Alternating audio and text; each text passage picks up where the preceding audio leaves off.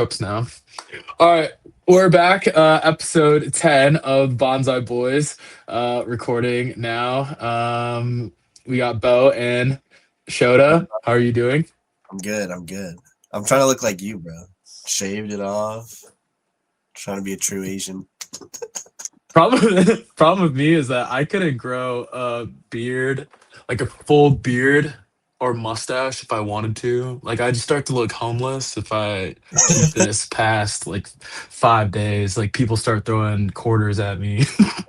Especially now that I'm back in Chicago. Like I'll walk downtown, like just random nickels just hit me in the face if I don't shave. So I just gotta shave like every day. So I'll just keep the baby face forever, I guess. Enough for $1, bro.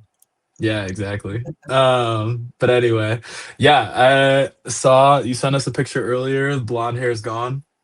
It's gone. I'm back. I'm bald again.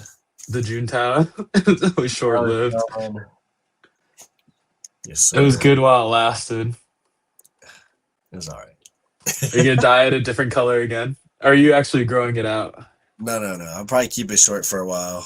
Feels good. Okay. It's less to manage. Yes, for sure. Just get up and go. Yeah, that's why I keep mine short for sure. The humidity fucks up my hair, so. All right. Enough of us. All right, so on the show today, we talk about mixed foam, but next week we will have two people on for mixed cloth. If you haven't seen previous or listened to previous episodes, we've had women's foam, men's foam, we've had women's cloth and men's cloth, so go check those out. But again, today is all about mixed foam. So you want to introduce our first guest? Of course. So this person is currently on Misfits and Moist. This person has been on many teams, countless teams.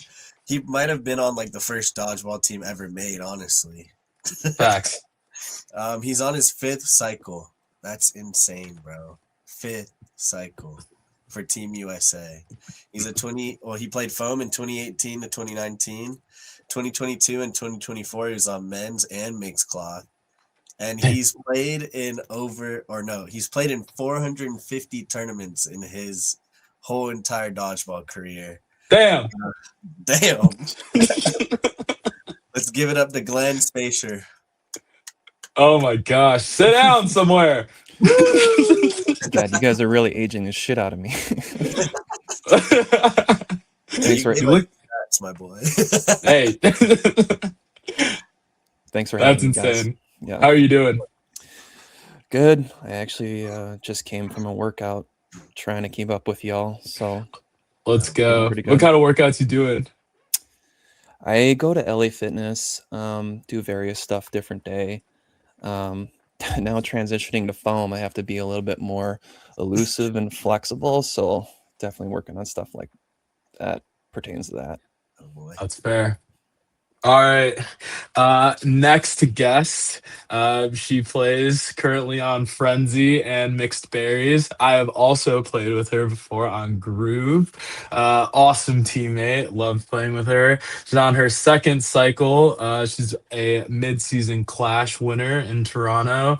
Won gold at this past NAC and is a silver medalist in last year's Worlds in Austria, but going for gold this next time. Probably one of the most accurate players that I've ever seen or played with. Welcome, Kiara Oda. How are you doing? Hello. What's up, Key? Hello, I am good. How are you guys? Good. I haven't seen you or heard you on a podcast before. Have you done one before? Or like no. It's my first one, so easy. We're cooking right now with new podcast people. So Glen's probably been on 550. Glen's got a spreadsheet. I was gonna say, how many, Glen? I've only been on like 2. I'm not much of a talker, so I was actually surprised you guys reached out to me. Okay, so we were thinking about who we wanted to bring on for mixed foam, and we were like, we feel like we never hear from Glen, and we never hear from Kiara. and we're like, we feel like Glenn has an interesting story, obviously, and I feel like Kiara also has a very interesting story that just no one ever hears about. So I think You know what's great. funny is like me and Kiara, we're talking about it on the side. We're like, damn, we really gotta like talk and stuff. And we were like, we were like, because we're both kind of, I think, introverts, and like we were like, maybe we should just send our partners like Aurelie and Elisa to talk for us. Have We them send the show link up. for you guys to Yeah, join, and then both of them just show up yeah. instead. That would have been funny. That would have been fine too. Voice. But yeah, no, we thank you guys for joining. I mean, it was either that or we bring Erin Greenlee on and she just talks for 4 hours. That would have been a 4.5 hour episodes. And that would be I all love right. Aaron's mind. I would love to hear more from I was Aaron. gonna say that I sounds know. like pure joy. I know. I know. We'll have Erin on. I think we want to do a mixed berries episode down the road. Maybe her and like Brandon Officer or something like that. So we'll definitely have Erin on for sure. That'll be probably a two-parter. But cool. Yeah. Show start us off. Yes, sir. All right, Glenn. So you started in Chicago, then you went to LA, and now you're in Seattle. Do you want to talk a little bit about your dodgeball journey? Oh my god, how much time you guys have? We crack open a beer. Yeah, I mean, Chicago, that I started in 2004. So that was kind of like right around when the movie came out, you know? So dodgeball kind of boomed in a sense. I don't want to give credit to the movie. We actually, me and my friends got like a flyer for some tournament that was happening in Schaumburg, Bow, which is Mhm. kind of like a little 30 minutes or so northwest of Chicago. Yes, And we sir. were like, yeah, we're good. Like we should be good at dodgeball, right? We're athletes. Like, let's go check it out. Showed up, and like at the time, like it was crazy amount of teams, like 100 or so teams. And there was just all different types of ages and such. And I was hooked immediately. Like, what the hell is this? We ended up getting like dead last, but we didn't care. We were like making new friends, and like we were talked to teams, and we're like, yeah, where do you guys play? And they're like, oh yeah, we play at this church over in like St. Charles. And then we just kept playing in these tournaments that were run by this old organization, the National Amateur Dodgeball Association, and they would host a tournament every season. So we just kind of did that on the weekend, going through high school and stuff. And then, really fast forward, growing my game, traveling more. You kind of meet more people around the country. Flew out to Las Vegas for a tournament when the National Dodgeball League was a thing, the NDL. Met some West Coast people. Started building elite dodgeball from there with Mark Acom and Vince Marchbanks. And it wasn't until I went to Sin City Dodgeball in Vegas in 2016 for my first time when I noticed a particular girl playing, Elisa. Ooh. Yeah. And that's a whole other story, but we started talking a little bit, and I went out to like a Los Angeles tournament like a month or so later to meet up with her. And like that Monday coming back from the tournament, I was like, I really want to take a shot here. And that Monday I went to my job at the time and I was like, hey, is there any opportunity in Los Angeles? And they're like, yeah. So I interviewed it, got the job, moved out there like literally like 2 months later. And then, yeah. And then built our relationship, and then now moving to Seattle just for that next phase, be closer to Wow. family and all that. And that was 2-ish years ago. And I swear to God, man, and like Let's go. every city I've been in has been like a thriving dodgeball mecca, so I can't Yeah. fucking escape it. Yeah. So that's kind of been in a nutshell my journey. So Yeah. with dodgeball. That's pretty cool. Thanks. So you're about to be a father.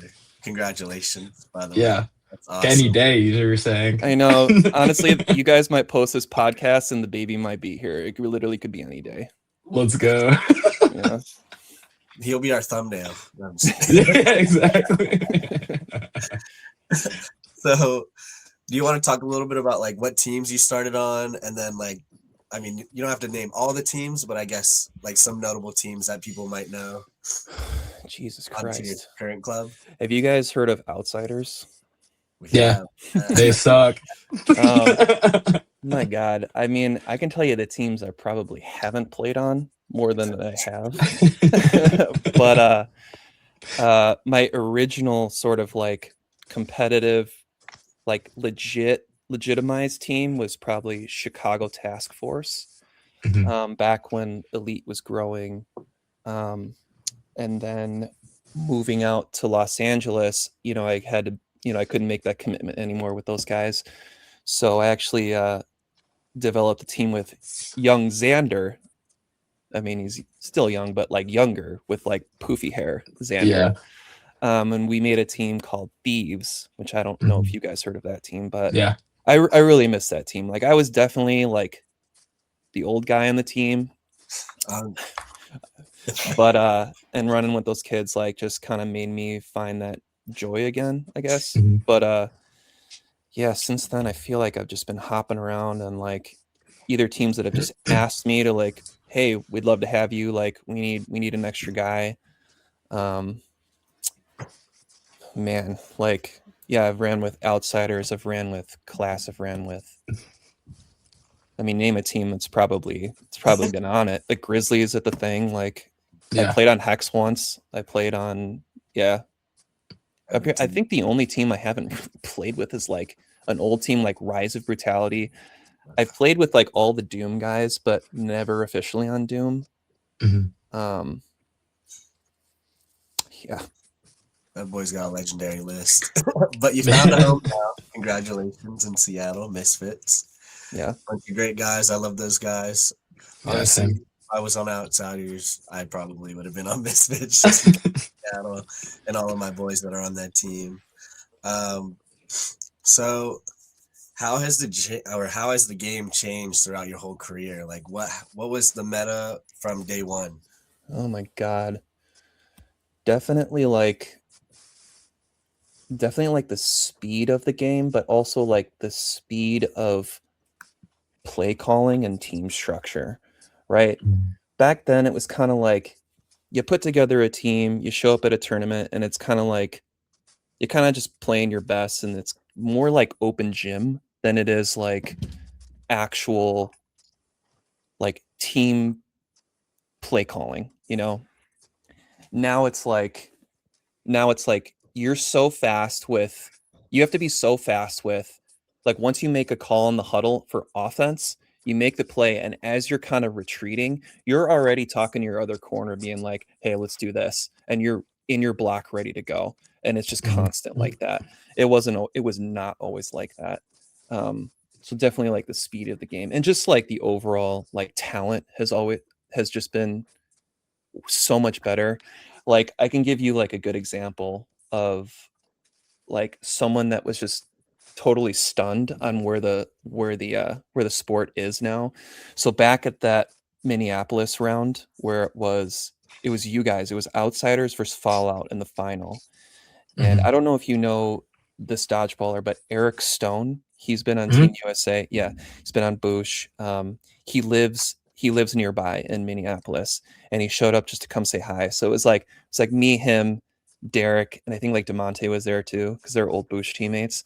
And we were watching your guys' finals, and he was just like mind blown. Like he probably hasn't played dodgeball in like a decade or something. He's just like, my God, this game is so much faster. It's like, yeah, yeah, this is the standard now. Very Yeah. impressive. I mean, even from when I started, the game has gotten so much quicker. Mhm. So I can't imagine for you. You're in like Yeah. 6 times speed. But like it's very impressive that you're still able to play at, at such a high level, even since like the beginning. So props to you, Glenn. Um, let's see. So do you want to talk about a little bit of mixed foam? Not mixed foam. Sorry. Do you want to talk a little bit about mixed cloth and men's cloth from last year in Austria? Sure. Kiara, do you have any thoughts on cloth? Little hands can't throw a ball. Yeah. You can catch though. Yeah, cloth started in the it's still kind of growing, you know. We didn't really start that USA cloth program until we kind of came out of COVID. So that first, it was 2022. We knew that cloth was going to be a thing for that cycle in Edmonton. And I was particularly interested in doing it just because I was kind of sick of like Europe thinking they were just like gods of that game. And actually, like rewinding a little bit, before they made it official with cloth in WDBF in 2019. This was after the Cancun men's foam cycle. They wanted to bring cloth into the fold with WDBF, but we had to kind of the powers that be wanted to hold like an exhibition match where they brought some countries to kind of compete against each other and kind of have that cross culture, you know. So they called it the Atlantic Cup, and we brought a USA men's squad. I don't think there was a women's USA squad. There was Canada went, and then Austria was there, and Great Britain. And the tournament was every team played each other in both ball types. So, and it was honestly one of the most hardest fucking tournaments I've ever been in, because you're playing, and mind you, we only had 6 people for our men's squad, 6, no subs, and we're playing 40-minute matches back to back 6 times. So we're playing each country, right? The first half was foam, we crushed it. And then the second half was cloth. And mind you, like we're in Manchester, which is where it was held, and Great Britain had separate rosters for foam and cloth. So we're going up against like Great Britain's like a fresh squad in cloth, and we're just dead. And we still somehow managed to win that tournament because I think we beat Canada in cloth, and we had just enough game wins that we ended up winning that tournament. But we got destroyed by them. Like we lost probably like 30-2 in that cloth match. So it's just like that always left like a sour taste in my mouth, because I know we could beat them. We were just dead. Yes. And so like when we heard cloth was coming around, it was very motivating to try to like put together a squad and go beat those guys. But it was hard because we were coming out of quarantine and we had like no practice. We had virtually like no playbook. It was like you know what, just throw from the middle, it'll be fine, you know. So we definitely ended how we deserved. It was like third, and we got killed by England and Austria. And so that following year, like Nate came back, and that was definitely just like a breath of fresh air, like having him back, having that mind back. And like we had some like other players come through that like help with the squad, and we were locked in pretty on. We were like dissected the game as much as we could, and kind of developed like an official playbook and just how to be fast. Like we were not used to with the play two, right? The like we're so used to like taking our time and foam, like that whole 10 seconds, and it's like sometimes the ref doesn't even say play two, and it's like so we had to just kind of be like a machine, you know, and not waste any time with the play calling. Fuck man, we almost fucking did it. We almost, like, beating England in that semifinal was probably like one of my favorite matches of all time. Like I screamed so loud. I was That so game was proud. I was crazy. so proud of us. That game was And we awesome. almost did it. And so cloth, I don't particularly like that ball. I don't. I just happen to be good at it, I think. I think it's from all the 8.5 experience, you know. Makes sense. I think it was just more I was more motivated to beat Europe than to like, you know. But Competitive. after that, like after that, I was kind of joking. I was kind of sitting there with Justin Pine actually. We finished decompressed and we were watching mixed foam because it was the very last one, and they were getting beat. And I was like, "Fuck, man, should we go to mixed foam next?" Because like he's also been around forever, and you know he's done everything too. Yep. And that was kind of like the start of like, you know, I haven't done mixed foam yet. Like I can we'll see how I feel, but that could be of interest. And it wasn't until I started playing foam again, honestly, in Seattle, that made me think like, okay, maybe I still got it. Like, let's see Yeah. how this goes. So that's Sure. kind of, so I'm glad I am like never playing cloth again. I'm done with that. I've been pretty vocal about that too. You don't even play it in like rounds. God, no. Misfits is talking like, you guys want to play cloth? And I'm like, I'm out. Nope. That's Fair. funny. So I got diapers to pay for. I can't be paying. Yeah, right. Yeah. That's true. So Cloth diapers. I'm just curious what 6 people you brought to the UK to play in that tournament. Yeah, it was because this group was originally going to do this Manchester tournament, Atlanta Cup, and then a week later was actually API.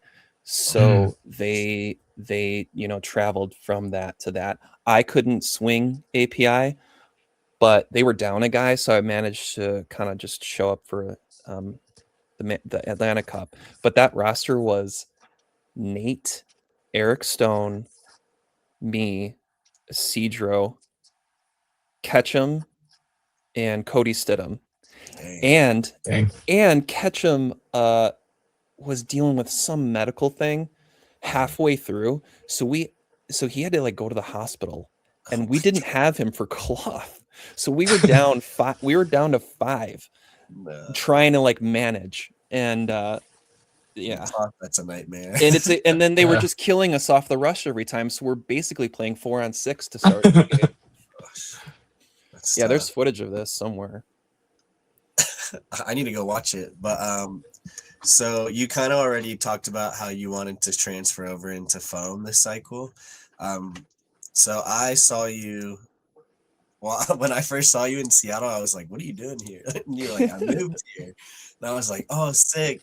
I was like, "So you're gonna play cloth out here?" And you just gave me such a dirty look. You're like, "I mean, I could try to like get something going." I think it was right before Worlds, so you were like kind of practicing it.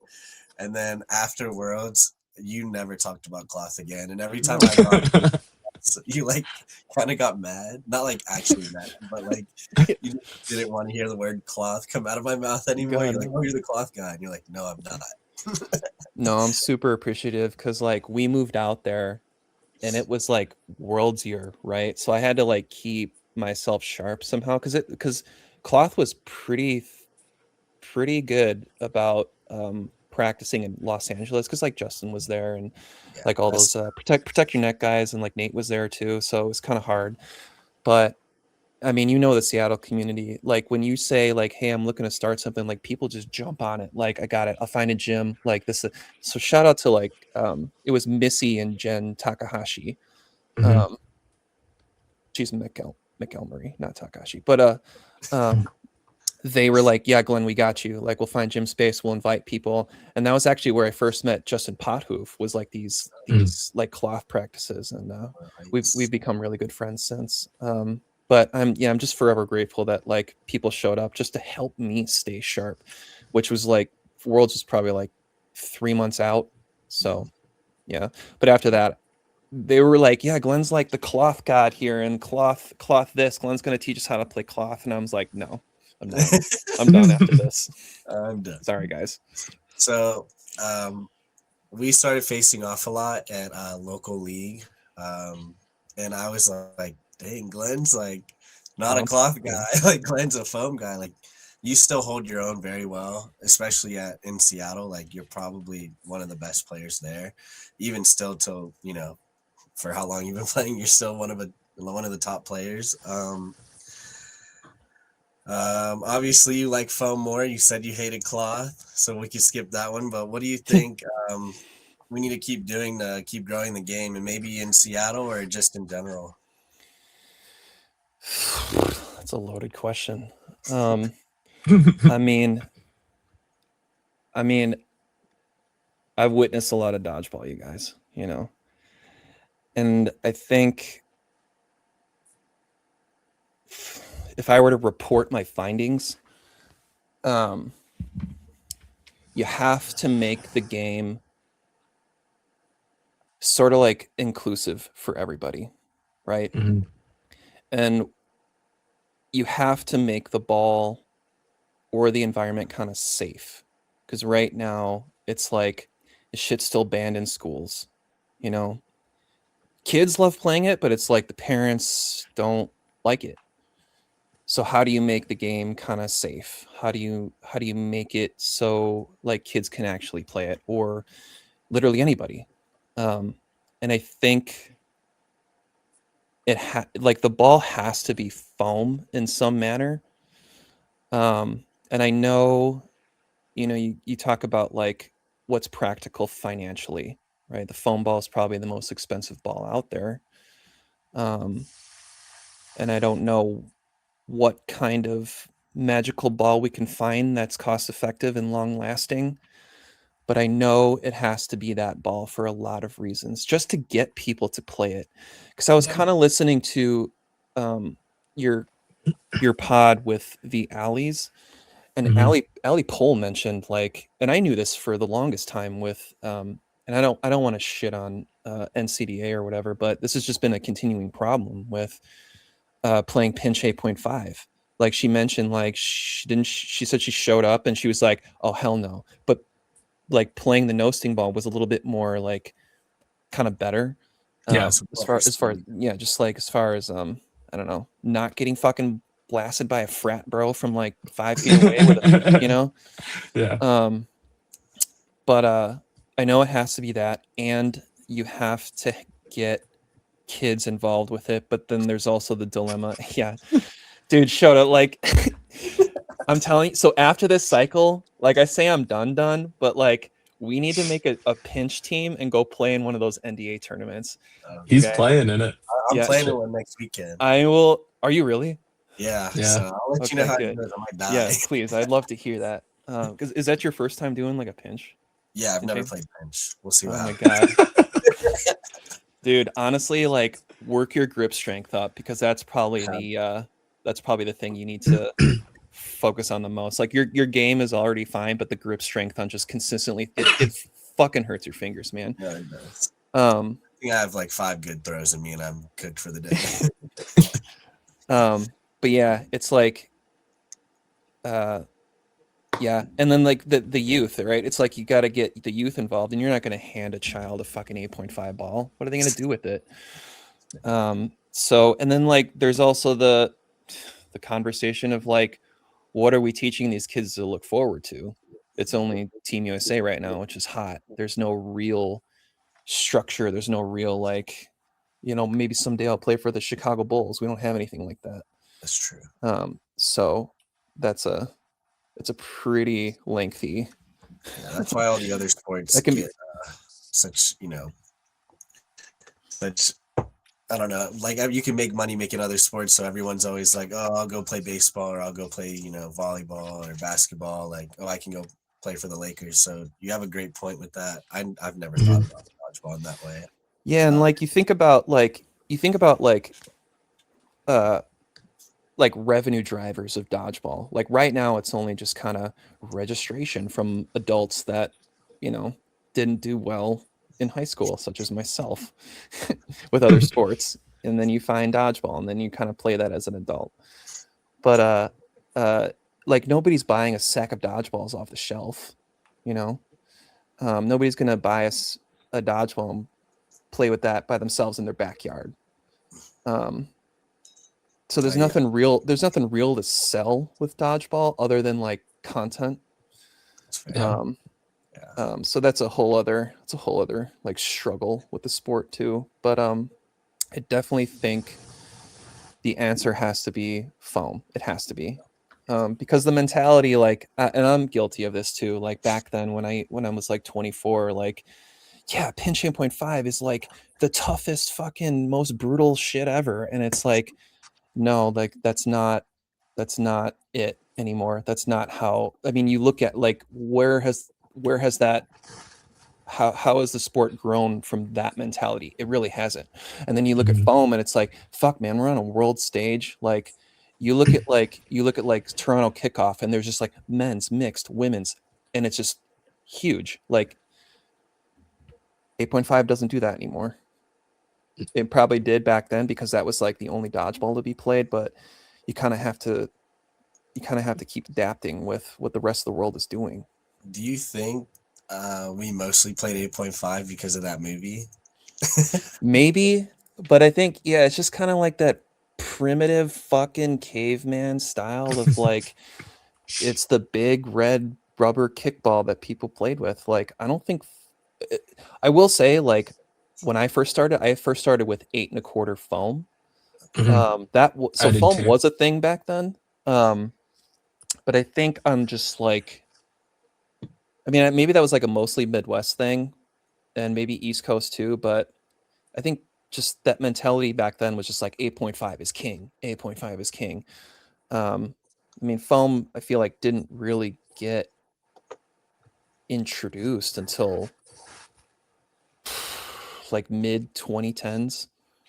You know, not even 7-inch foam. Like we didn't really know 7-inch foam until like the first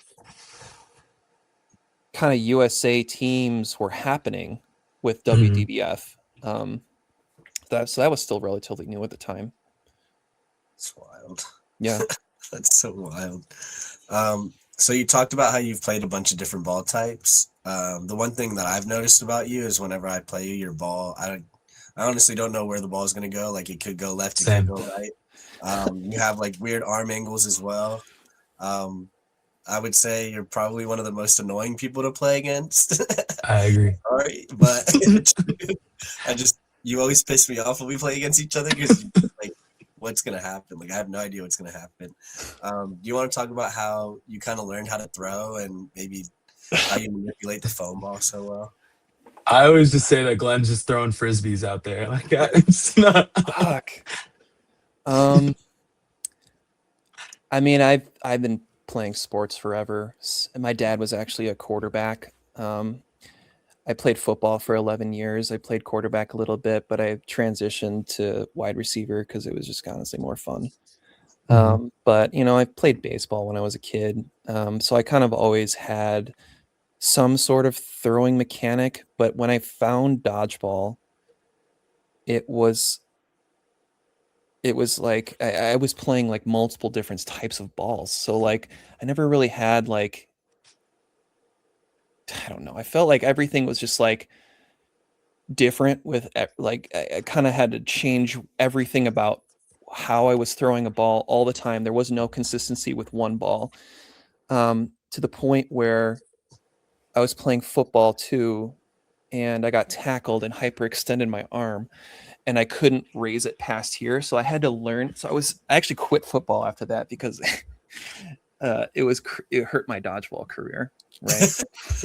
So I had to learn how to throw from down here and like lead with Mhm. my elbow down here. Now it's not like a proper baseball throw, but again, like my shoulder was hyperextended. So I kind of always had that like sort of whip aspect, like whip mechanic until I feel like I finally properly healed in quarantine when I was able to take like a year and a half off and let my arm fully heal. That's probably why I'm Mhm. still able to keep going, honestly. Um, but once I started playing 7-inch foam, um,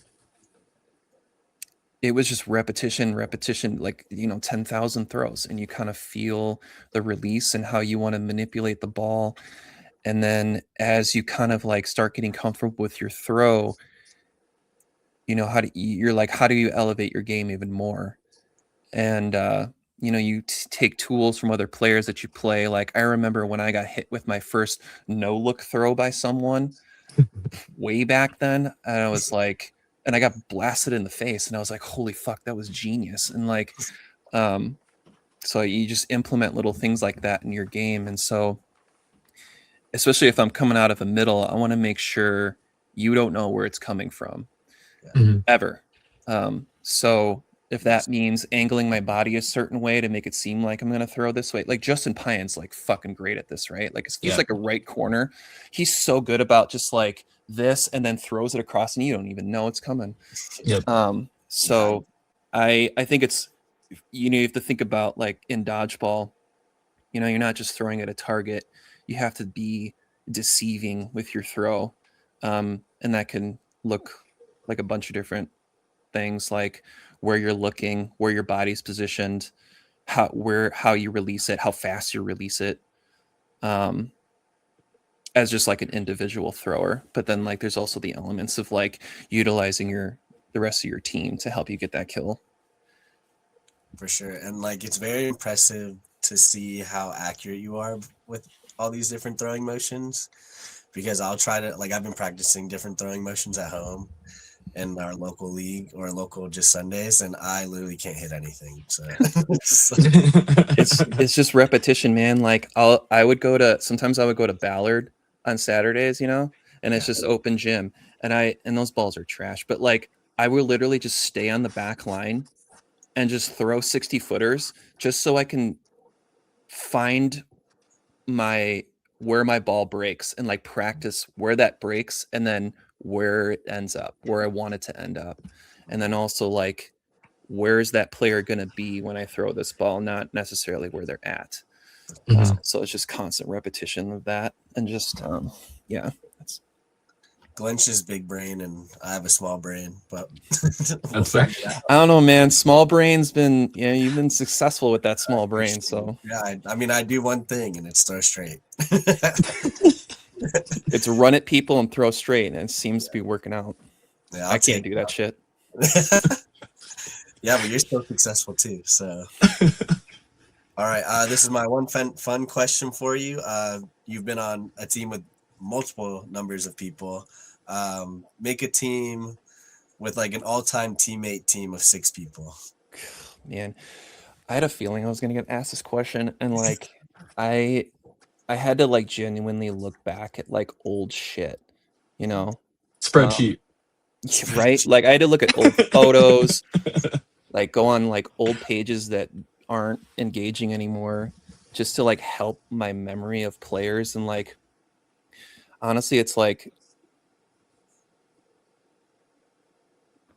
the team that I would pick would have to be like a team of people that I can almost be on the court with, where I don't have to communicate. Like we all see the same shit and we are just doing, like, the play calls are there just to communicate on who's going or whatever. But being able to like read stuff at just like peak dodgeball are the players that I just love being with.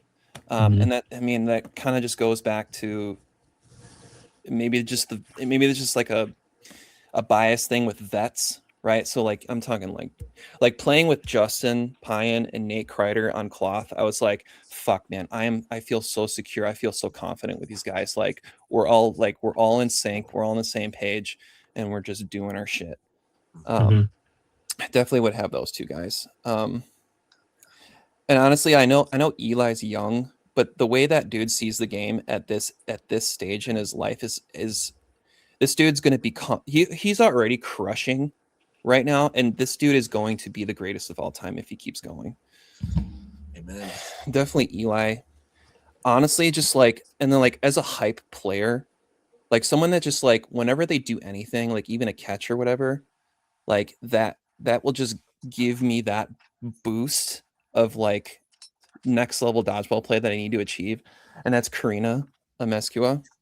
Like, holy fuck, man. Like, you need to have a Karina on your team that is just a fucking killer and dog, and just like, and And honestly, just like another, so what is that, 5, including Mhm. myself?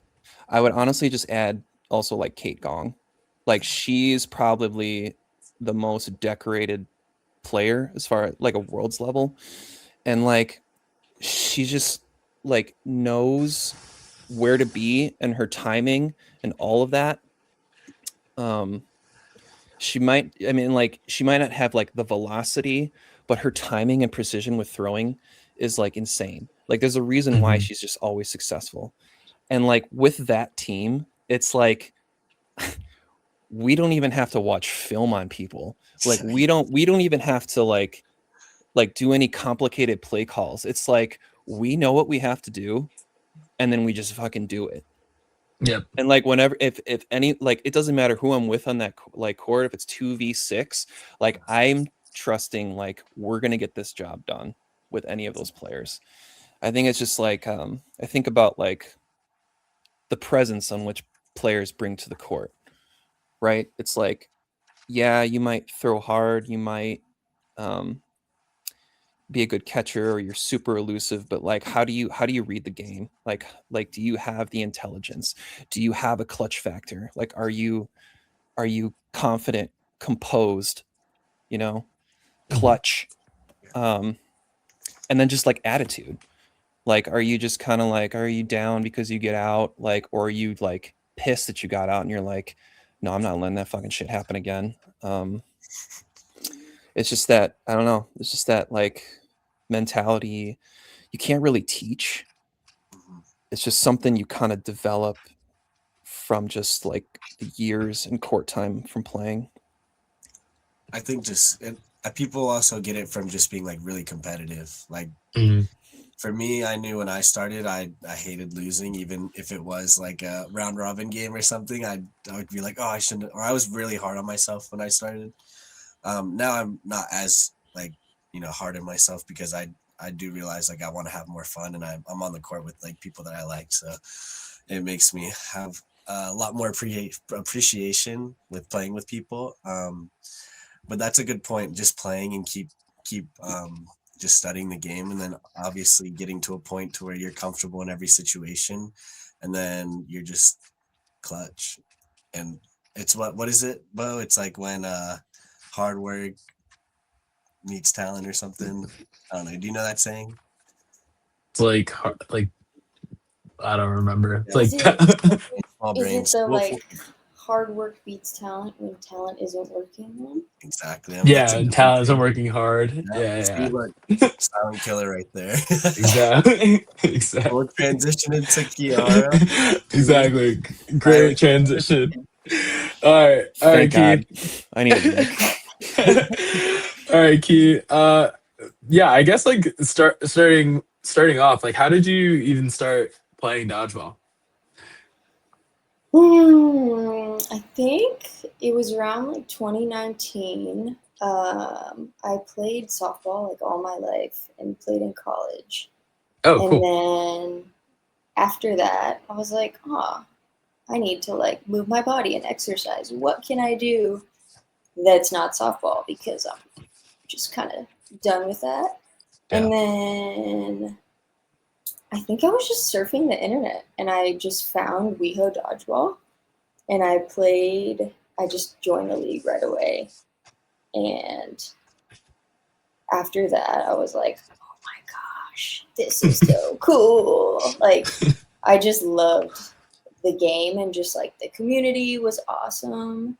Um, and then I was hooked after that. And then COVID hit, which was a huge bummer. So there was like Yeah.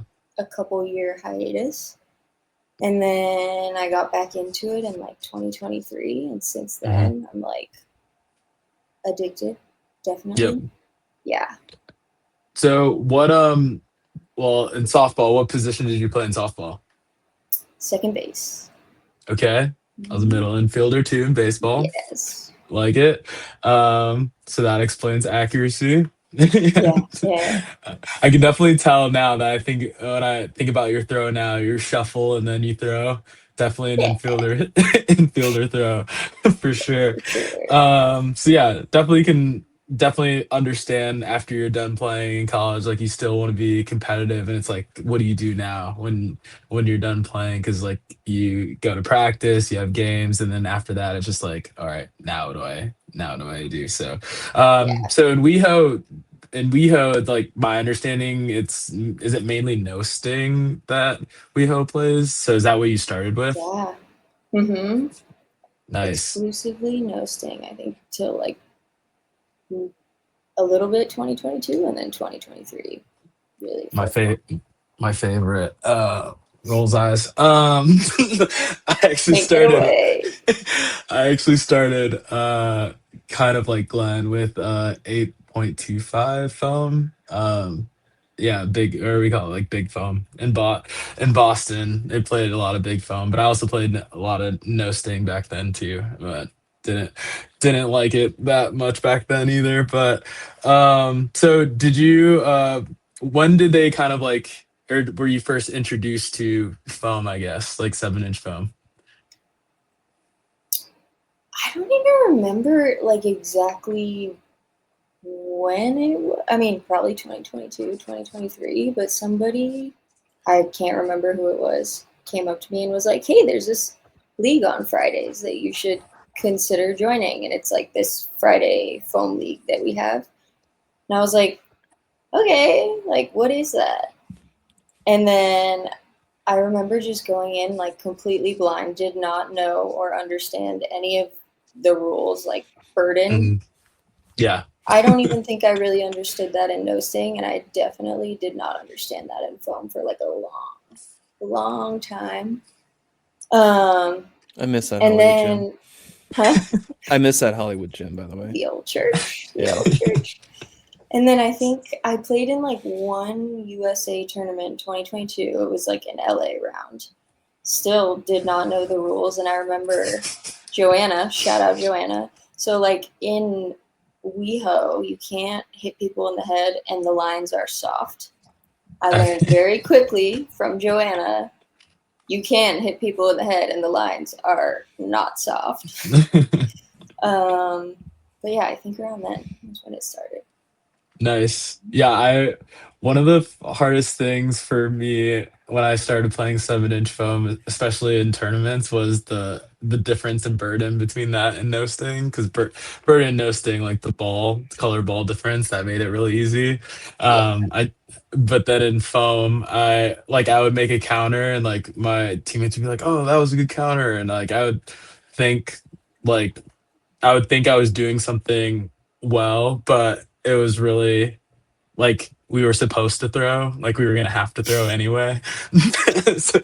so, like I still didn't understand the burden count or ball control.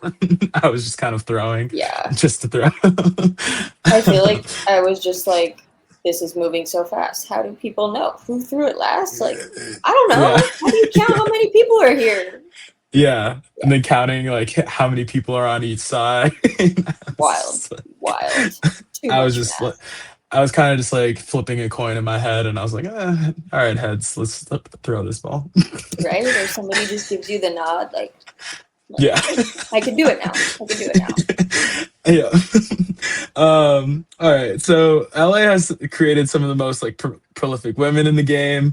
Um, and there's been a lot of newer women's players popping up in the scene. I guess like if you could describe the women's scene, you kind of touched on it with that Friday league. I've seen on Instagram like the no men allowed or no boys allowed league, which I think is hilarious. But if you could Yes. describe the women's scene out there, how would you describe it?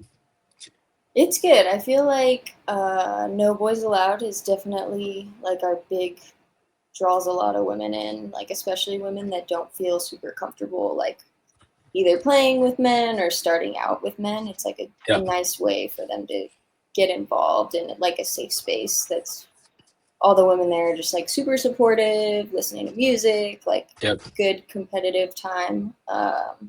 So that is probably the biggest thing right now. And then like maybe like a year ago or so, during the last cycle, Crystal Briones would run like women's clinics at the church. And Mhm. that really brought like a lot of women out and helped just like develop their skills and get more confident.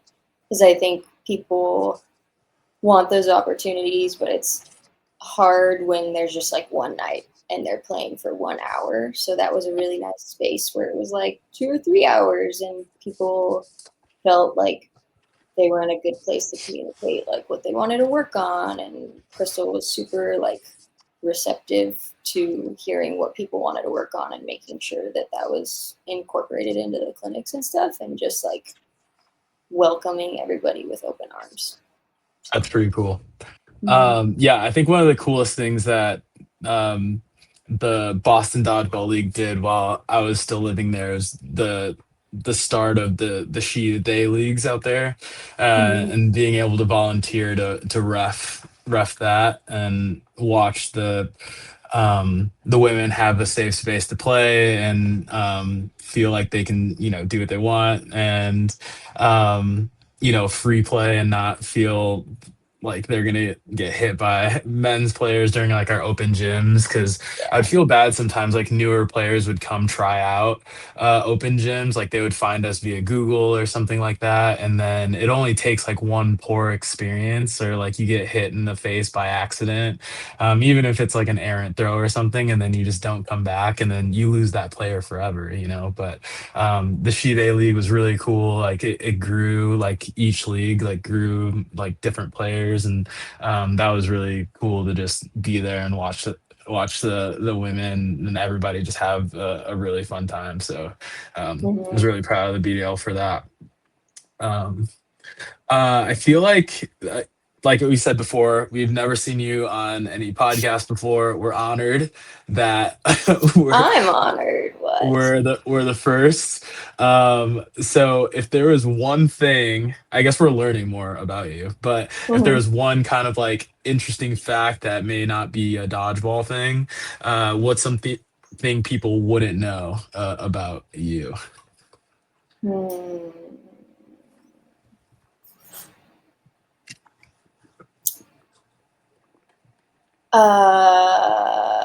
I feel like this one is surprising because I tend to be like a lady of few words in most Okay. spaces, which is probably why you haven't seen me on podcasts, because I don't know that I'm the most chatty guest, but Yeah. I'm actually an extrovert by like 2% in the breakdown of like introvert extrovert, which surprises me a lot too. But I feel like that would be kind of unexpected just because, like, in dodgeball spaces, I tend to be like more quiet, I think, because I'm also just like either very hyper focused or Mhm. like dead because I was so hyper focused and I'm Yeah. just like there existing and I can't Hmm. conversate a whole lot. But Yeah. yeah, we'll go with that one. I will say that I've played with you a couple times, and I will say that I do agree that you have your extrovert moments for sure. That surprised me even. Like I think that Mm-hmm. you're actually low key very funny, Thank you so and much. and I don't think a lot of people would like think of Kiara and be like, oh yeah, Kiara's like super funny, but I think like your reactions to things are like when things happen around you, and like if you were to like pan over, like a camera would pan over to your Right, face, like like for The your facial Office. reaction. Yeah, exactly. Like you have insanely funny facial reactions. And then I Mm-hmm. mean, I'd be peeping on like the on people's Instagrams that like we both follow, like you guys go out afterwards and stuff like that, and like you be enjoying yourself. So I do. Have a good time. so we know that you are an extrovert. So yeah, that is a good fun fact. She's Mm-hmm. also an excellent dancer. I remember being in Yeah. Austria at the after party, God, and she was turned up, you I don't guys. know I what you're remember talking at about. nationals too in Baton Rouge, or yeah, Louisiana, or where were we at? New Orleans. New Orleans. Yeah, New Orleans, at the karaoke bar or whatever. Everybody was getting down Yikes. at the karaoke bar. So Mm. I remember. Can't hide. I feel we can hide. Yeah, that was fun. Everybody doing karaoke. I feel like yeah, New Orleans was insane. Yeah, good spot. Good spot for the tournament. Cool. All right, so you were on the mixed team last Worlds last cycle. How was that experience? And what was the final like? But I guess we can start with like your overall experiences. Your first cycle being on Team USA. So what was it like making the team for the first time? When you first made the team, what was that like? It was awesome.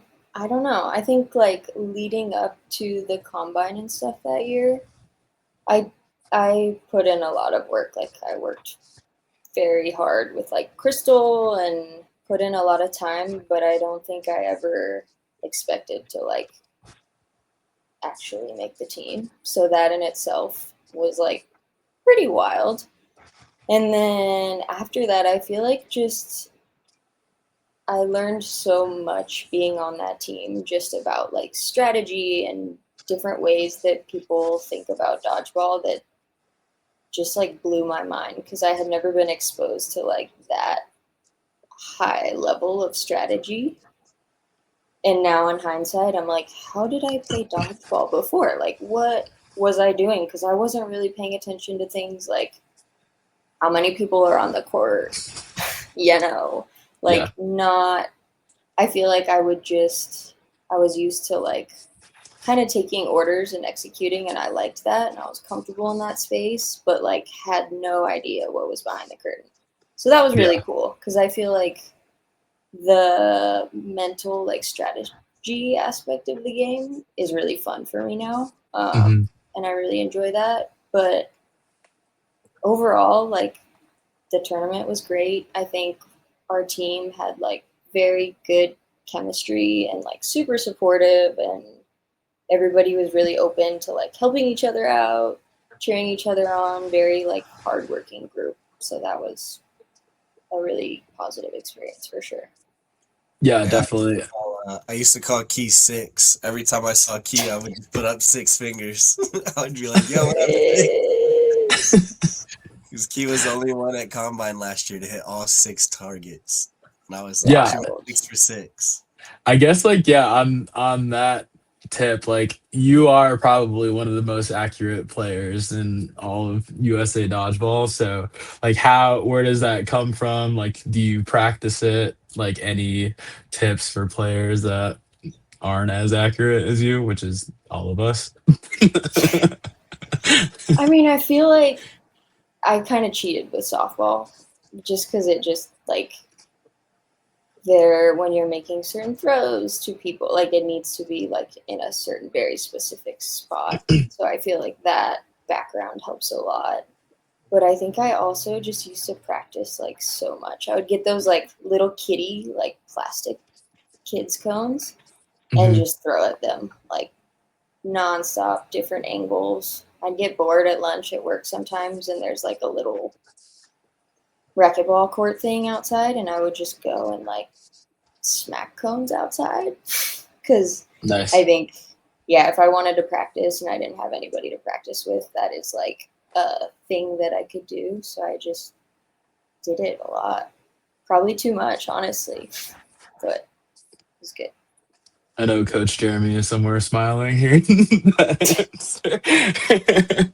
Same with Coach Frankie. But yeah, no, that makes perfect sense. When you're looking at a player when you're about to throw them, Hmm. Xander has talked to me about this before, where he'll like think about like upper left, lower right, or like kind of put it in quadrants sometimes. Like, do you think about those things when you're throwing at a target, or do you kind of just like, this is who I need to hit? Throw. I feel like I don't really think about it. Maybe a little bit more now, but like, Mhm. yeah, I don't. I'm just like, okay, I'm gonna hit that person. Don't think, just do. Or I guess I think of like what type of movements that I generally see that person doing, and I Yeah. think more about that than like location. Like, okay, this person they leave their legs exposed, so I know where I'm going to spot the ball. Or like this person always jumps. I'm going to aim in the air, in the height that I think that they're going to jump, and just like go for it in that way. Educated guess. Yeah, Educated guess. Yeah. that makes sense. That's where I live too. It's like my entire time playing is just reading body language, right? That's Yeah. like, where are they going to be? Like, what are their habits? So I feel that. For sure. Yeah, that makes a lot of sense. Going back to Austria, you played in the final. How was that final for you? Like, what were you thinking? Emotions like? Kind of walk us through the final. It was good. I mean, it was cool. I feel like at all of the matches, there was like a lot of people watching, and the atmosphere was like pretty contagious and like hype. But I feel like finals was even more so than that, and like totally different experience being like the only court on in the gym. Um, so that was definitely a factor, but yeah, that was like just an exciting environment to play in. Obviously, I wish that it would have gone in our direction, so that's tough, but I'm excited that we have an opportunity to make that happen this time around. Sir, um, like thinking about that match, like if there is anything, um, is there anything like you wish that you could have done differently, or like strategy wise, like when you think about it, like could have gone differently, or is it kind of like, everything happens for a reason? We don't really think about it that way. On to the next. I feel like me personally, I kind of tend to err on the second part. Like Yeah. everything happens for a reason. Like we'll wash that and we're going to Mhm. get them like the next time. I think definitely stronger start would be good just to like take the pressure off of us. But I feel like I am like super proud of the way that we like battled back to get back in that match because it was like a pretty tough start, and I think we hadn't been challenged in that way like the whole tournament. So it was kind of like, whoa, like what's going on? And I feel like that was like a make or break moment that we could have just like completely crumbled. So I am like really proud of us for not happening. We definitely fought for it, and yeah. So from what I remember, watching the game and watching it over a few times before, I agree with you on like not being tested because that mixed division at Worlds for foam wasn't as stacked as it normally is because Malaysia wasn't there. They didn't bring a women's team or a mixed team. Australia brought a mixed team, but I don't think they brought like their best mixed team.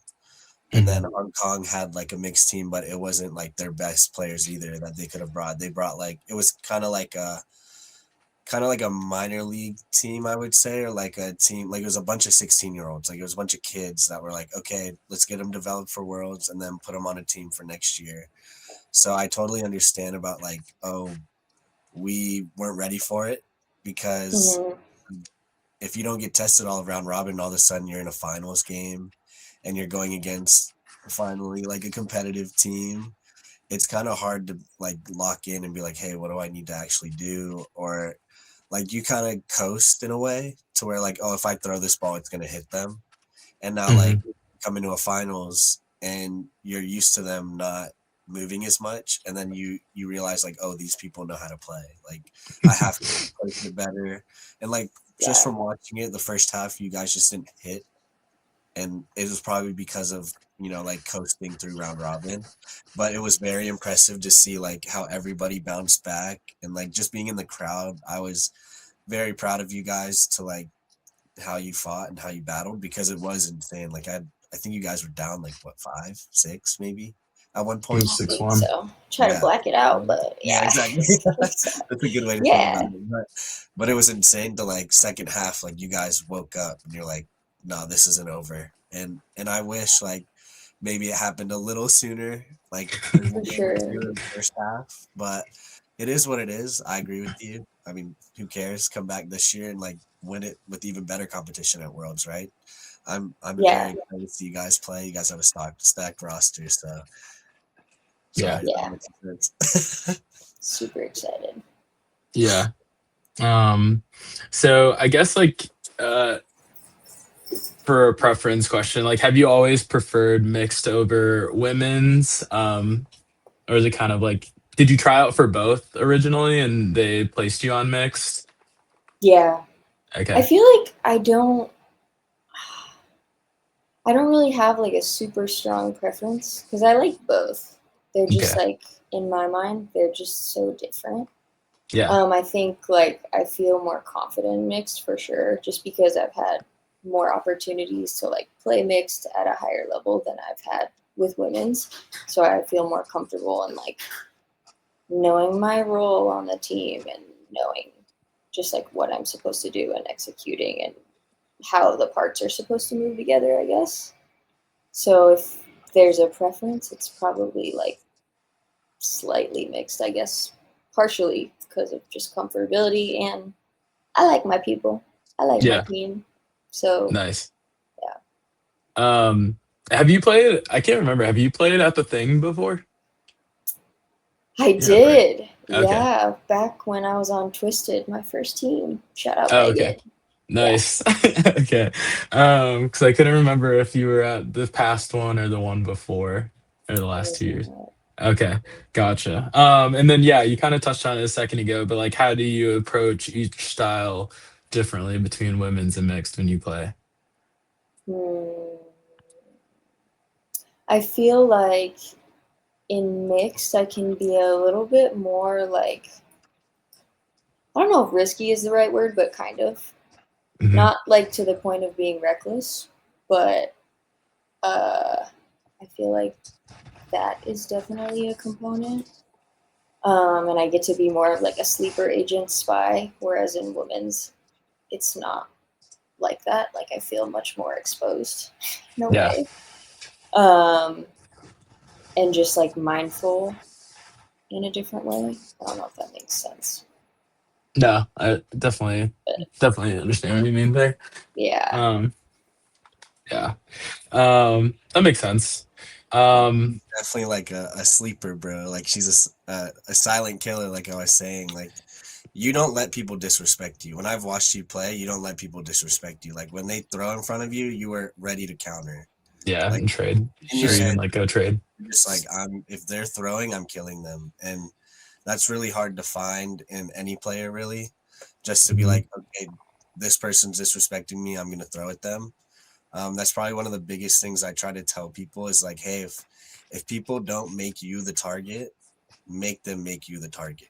Like if Hmm. they're Mhm. disrespecting you and not throwing at you, like make them throw at you because if they're not going to throw it and you keep killing them, then we'll take that all day. You know what I mean? Like Right. Exactly. just Perfectly Yeah. because said. you're not the prio target doesn't mean like you can't make like a huge difference in the game. And a lot of times when mixed berries or whatever team you're on, like you do that very well from when I've watched you Thank play. you.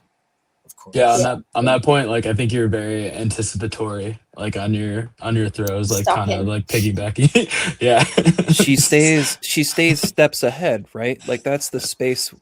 If you want to be like a great dodgeball player, you need to learn how to be a step ahead of everybody in every Hmm. moment, right? Yep. Yep. So yeah, And that's a Kiara is the great queen of point. that shit.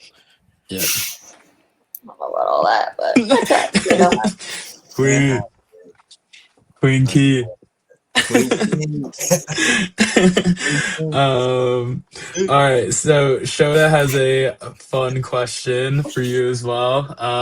On the accuracy tip, create an all accuracy team of 6 people. So you and 5 others. Okay. Is this a mixed team? Can be whatever you want. Whoever I want. Whatever you Okay. want. It can be foam, cloth, no sting, whoever's accurate in your head. Whoever you All want. right. Glenn mentioned this. I'm gonna go. Kate Gong's gonna be on my team. Yeah, accurate, Agreed. accurate lady. I put Lou on there. Lou Cross, Matt Levine. I like that. Yeah, Matt. Um, Ashley Elder. I'm gonna put Ashley Elder on there. How many is that? It's 5, I think, 5, including yourself. Let's go Xander. I like that. Yeah, Xander's pretty accurate. He Xander's is. very accurate to throwing catches to you. Lucky. They're lucky. I just flinched in the right way. Not luck. Nope. More than once. That's not luck. Nope. That team's definitely like a 95% hit rate. Oh my god. Yeah. I would not want to play that team. Yeah, that would be gross. You wouldn't know. That's probably Jeremy's all cone team too. For sure. All right. Let's go through selection camp and activation. So how was Oh, sorry. what? Before we get to this, we Oh, sure. normally ask this in the beginning of the pod. Oh yeah. What is your number? And Yes. how would you explain your play style to somebody that's never seen you play? Yes. I got So you. Like phone Start number? that. No. If you want to give that out to the world, go ahead. It's gonna be a zaddy soon. I mean, I need a sugar daddy. I'm not gonna lie. Sir. You want to go first, Kiara? Sure. My number is 23 at this point in time. Uh-oh, did we lose Bo? I unplugged my camera by accident. I'll be right back. Cool. And what was the second? Oh, playstyle? Sneaky. I like that. I like Yeah. I like that. that. Why did you pick 23? I was always a 2 my whole life, to be honest. And then I got to college, and that was just like the number that was available. I was like, okay, 23, that's cool. And then it just stuck after that. Oh yeah. Well, you played a sport in college? Softball. Yeah, I played softball. Okay. We're second baseman. No, I know. I Base. thought it was. I didn't know it was in college. My bad. Oh yeah. Go Hokies. Let's go. Oh, Virginia Tech. Mm-hmm. Let's You go. went to VT. Played softball at VT. Let's did. go. Dang, that's sick. It's a good Dog. time. Good time. There's not too many D1. That's D1, right? There's not too many Mhm. D1 athletes in dodgeball. So that's ACC. that's a new one. It's a very good school. Mm-hmm. I wanted to go there when I was a kid. I was not smart enough. Got baseball though. All right, Glenn. Well, what's your number and how would you explain your play style? My number is 12. It's always been 12 in everything that I've ever done. That's kind of just like a family number. Like my brothers and sister have had 12 in their respective sports. So I just kind of stuck with it. It's a good number. In the family. Man, play style in one word, probably like versatile. I mean, and that can just mean like any position on the court, any ball type. I don't care what it is. I'm gonna execute it well. Job done. Yeah. Yes. I think someone described my play a long time ago as like a Swiss Army knife, and I was like, yeah, I like that. Yeah. I agree. Also, we forgot to ask you both. Do you have a favorite dodgeball play of all time that you guys have? I know Like a- Glenn has to go to his spreadsheet, but like a play call, like a no, like a player, Highlight. like a, like a a, highlight that we've seen. that you've done, like your favorite play that like you've done, That we could make into a highlight clip. like that there could be footage of somewhere that we could clip and post. Kiara, you go first because I have to like look at my spreadsheet. I wish I had a spreadsheet. I feel like I just black out. So That's why I That's a have the rough one. spreadsheet. I can't remember shit. Fair. Mm, I know I have a favorite key moment. In that What is it? finals in Toronto. When you won the MVP. Crazy. Like, that Oh, was yeah. a good moment. We'll go with that one. okay. You had like Yeah. a couple huge catches, a couple huge hits. I was like, dang, she's on fire. Yep. That was They good. literally don't win that game without you. Literally. Thank you. You're welcome. I agree. Go VT. What about Go you, Glenn? VT, go Hokies. Go Hokies. Oh my god. Too many to count. I like plays that I've witnessed, not necessarily stuff that I've been in, but like one thing that always just kind of like I just always remember this moment because just like I don't know, made me feel valid, I guess, as a player was back then we used to have a 1v1 tournament that was incorporated into like our season with Elite Dodgeball. We called it Showdown. Eli was actually a winner one year. I think he was the last one that won it, but the very first one was in 2014, and this was at the time when like the West Coast, like specifically California, was just like dominant in dodgeball, just always winning shit. They were always like top 3, boom, boom, boom, LA, LA, LA, and then finally here comes Glen from Chicago, playing in like the national 1v1.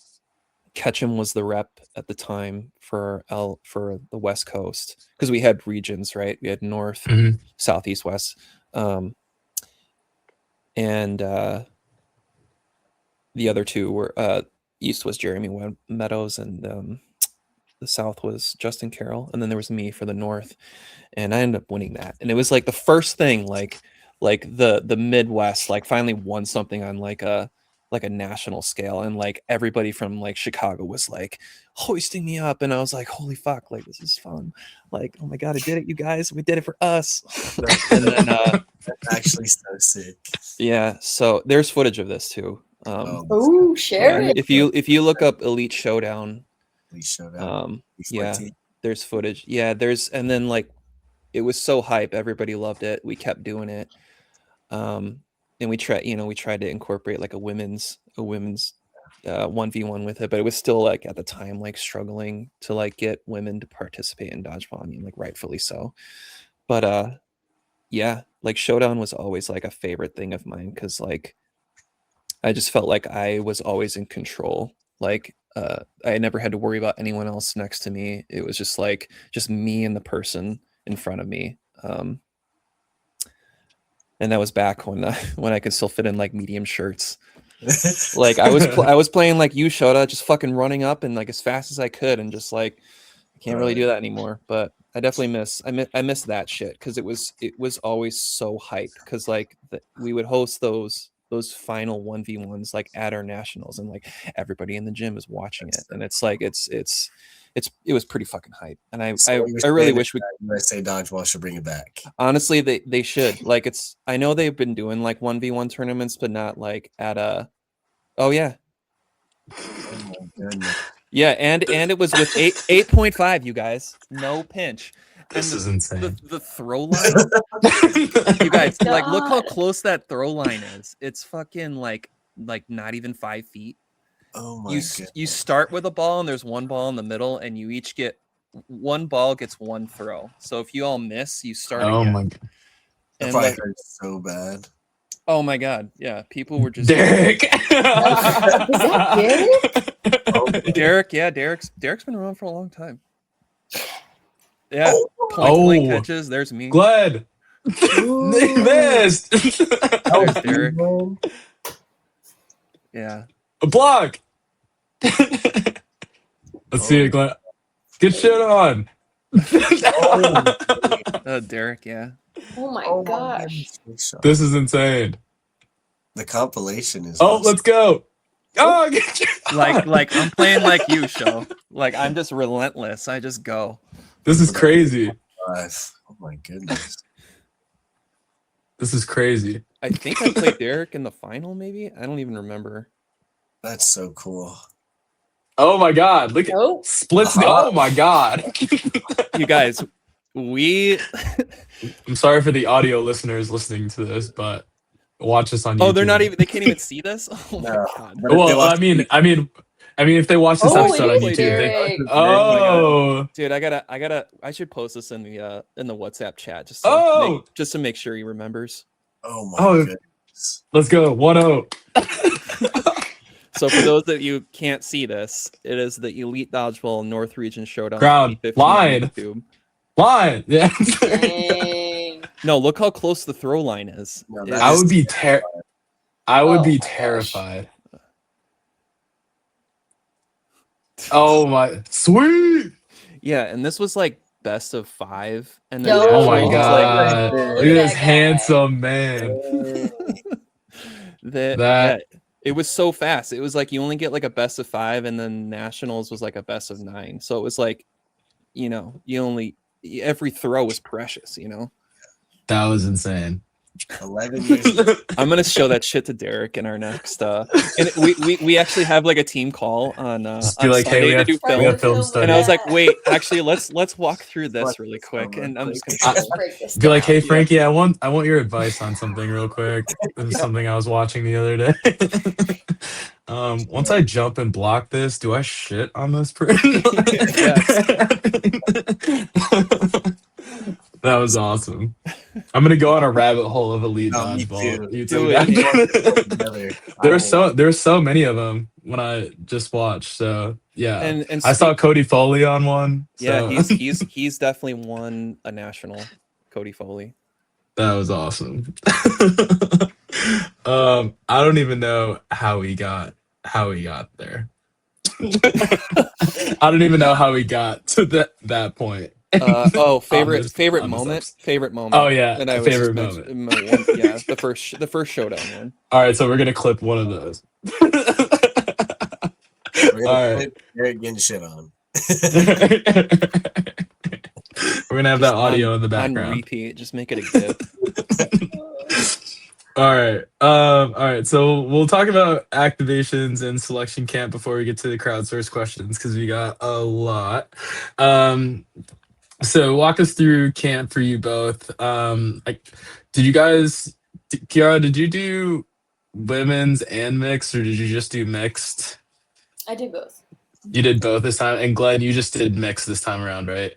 Yeah, but watching y'all at that recent one made me want to fucking play men's. Like, holy shit. Yeah, it was that crazy. looked It was awesome. crazy. It was crazy. I regretted not jumping in on that one.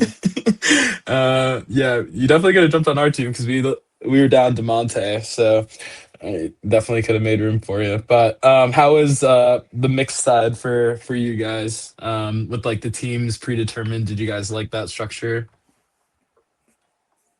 I liked it. I feel like it was nice to like have space to start a chat and like start to strategize a bit beforehand, especially because there were a lot of new people this year that I have never gotten to play with before or hadn't got to play or gotten to watch them play much yet. So that Mhm. was helpful just to like chat and stuff. I think the camp was just a lot of fun. Like both women's and mixed, so many like newer, hungry players that are just ready to learn and like ready to compete. So that was really fun atmosphere in general, just to be a part of. Nice. Yeah, everyone was like super uplifting, very encouraging. Like like everyone was like, trying to kill each other, but like everyone was also just like complimenting each other. And I love my mixed team for sure, my scrim team. I actually I was talking to Officer a while back before that combine, and I was like, yeah, the only person I don't really know I haven't played with is Sam Sayward, and I think he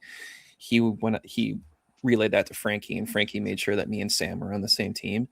And I swear to God, I think he put all the dogs on the team too, because like we had like a group chat, but like we weren't really talking strategy. We just kind of showed up and we just like we're just in this like flow state of just like this killing machine, and it was fucking incredible. Yeah. Sam Sayward, absolute dog. One of my favorite players to watch for sure. Yeah, so I was very appreciative to have that at the combine, and it just made me fired up even more for like, this journey we're about to have going to Bangkok. Yep, agree. Is there anything that you would change about the structure of camp at all, or like, do you like how it went? I mean, I loved scrim time. Like scrim time is my favorite fucking thing. Yeah. Especially like the 40-minute matches. Like I was feeling for you guys so hard. Like I'm not sure what the intentions were with women's foam, but I was trying to peek over and watch you guys scrim like the first day, and it just maybe you guys played one match or something, but I definitely am a scrimmage fan. I mean, I don't know if Eli mentioned this in your guys' pod, but like, you know, we're not there to do drills per se. We're not there to like do working out. We're there to fucking see how people manage in like an actual match. Like, how do people work together? Because that's what it really comes down to, right? Like, were you putting in the work to prepare for this combine? You know, and do you work well with these people in an actual match where something's on the line? Yeah, and can you like adjust? Yeah, like when you get punched in the mouth or something like that. I love that too. Like, we stayed with our same team into the next day, so that because we actually lost. Our team lost to one of the teams. It was with Derek and Matt. That was my team. Was it your? Yeah, you guys beat us. Yes. I wasn't gonna say it, but if you weren't gonna. But we beat you guys the next day. You did. And then we got destroyed by Officer's team right after that. I was on that team. Yeah.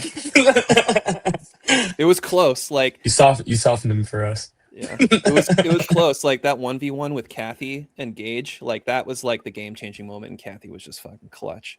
Hey, I'm not gonna lie, Kathy was going crazy and mixed. Family.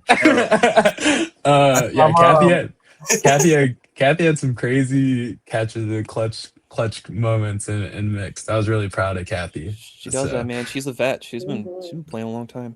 Yeah, so scrappy. The only thing that we've asked like everybody this about like if they would change anything. The only thing that like I've thought of recently was that like we did the whole round robin thing with our teams that we selected, and it was obviously super competitive. But the only thing that I would add is like if there was some sort of way to, after this round robin, kind of almost make like a mini tournament with all the teams.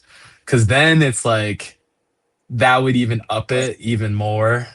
Like I'm thinking like especially I'm just like my first thought of it was I was thinking about like the men's foam side. Like we literally probably would have fought like respectfully, of course, but like we probably like because we talk like back and forth like during the game and stuff like that. Like you've seen us all play before, but like we obviously leave it there. But like if you added like a mini tournament element to it after round robin, I think like we probably would have gone insane. Even out. I like that. I like that idea only because it does give like more pressure. Mm-hmm, like exactly. Scrimmage, like you're kind of just in my head. It's just practice. Yeah, but then when you're like, there wasn't any play right now, and I can play another game after, and to see if we can win, like then you really find out like who's gonna clutch, who wants it more. Yeah, I like that idea for sure. That's a good idea. Yeah, especially on the second day. But I understand like Jeremy needed to see like the bubble players and stuff like that too. So from like a timing perspective, like I don't know how much like gym time we have and things like that, but I think that would be cool to add if there's a way to add that somewhere. But were there any players that kind of, or anything in particular that like, kind of stuck out to you guys during mixed? Like I kind of mentioned, I thought Kathy went insane. I've never played with Kathy before, but she was on my team. But yeah, she stuck out to me for sure. Just like in general, or like people like during mixed, like at camp that didn't make the team or that were on the team. Whatever you want. Just like whatever you want. That like set like while you were playing at selection camp. I like. Oh, go ahead, Kiara. Go. No, you go. No, you. Okay. I have never played with Peter before. Yeah. Or like seen Peter play. And he's a fucking monster. Like I loved playing with him. I loved just watching him from the sidelines. Like, yeah, that's it. Mic drop. He's a lot like you, honestly. He plays a lot like you. Now that I think about it, like a quick little shuffle and just accurate. Like honestly, like He's like kind of a Now that quiet guy too. now that I think about it, like theater a lot, play style a lot alike. Yeah, I Love felt Peter, like I man. was just standing on the sideline, like that's nice. That's good. Nice, I like that. Peter gets one more cycle, bro. He'll make the team if he Dude. wants to try out again. He's so good. And Yeah. like being here in Seattle with him, like week after week since the combine, he's still like on that trajectory of just like, especially like the confidence aspect and like his ability to like read the game. It's Mhm. insane. Like they're going to Salt Lake City right now this Oh, weekend, cool. Berserk, and like I think they got this. Like they're so fucking locked in because they keep putting in that work. Nice. Same with I'd like to see Justin. them win. Justin and Josue on Class too. Like I could see both of those teams like being in the final because they're just like week after week, just like putting in that work. Yeah, I'm jealous. all three of them had good camps. Come back, Shota. We'll see. We'll see. It's my second know. home. I was gonna say someone that was just fucking me up in one of the scrimmages was Sierra. Oh, She plays in That was my Philly. number. That was number 2. She's out of Long Island, New York. Fuck. Oh, Long Island, dude. Yeah, she player. was just killing me out of the middle, and I was like, to the Yep. point where like, she came up to me like after our match because like she got me out like 2 or 3 times, and I had enough, and I rocketed one like right at her and got her out, and she's like, "Damn, that one like, why was that one really hard?" I was like, "Because you keep getting my ass out." Make sure. Yeah. But she's cool as fuck. Like when we briefly talked. Yeah. No, I- she's great. I can see her like making the team like if she keeps developing for sure. Yep. Yeah, definitely. Yeah, she played really well at the Beast Coast tournament too. Recently, in Long Island won, so, and she was like definitely a focal point of that team too, for sure. So yeah, I was proud of Sierra too, for sure. Because she didn't have a huge role at the beginning of our mixed camp together, but you could see, because Brandon didn't really know her at all, but you could see Brandon's trust in her like grow, and like he kept like calling her number, and like she just kept performing like throughout the weekend, and it was really cool to see how well she did that weekend. So it was like, cool. who has the ball? Oh, Bo and Sierra. Sierra, you're throwing. Sierra. I mean, Sierra, go. Yeah.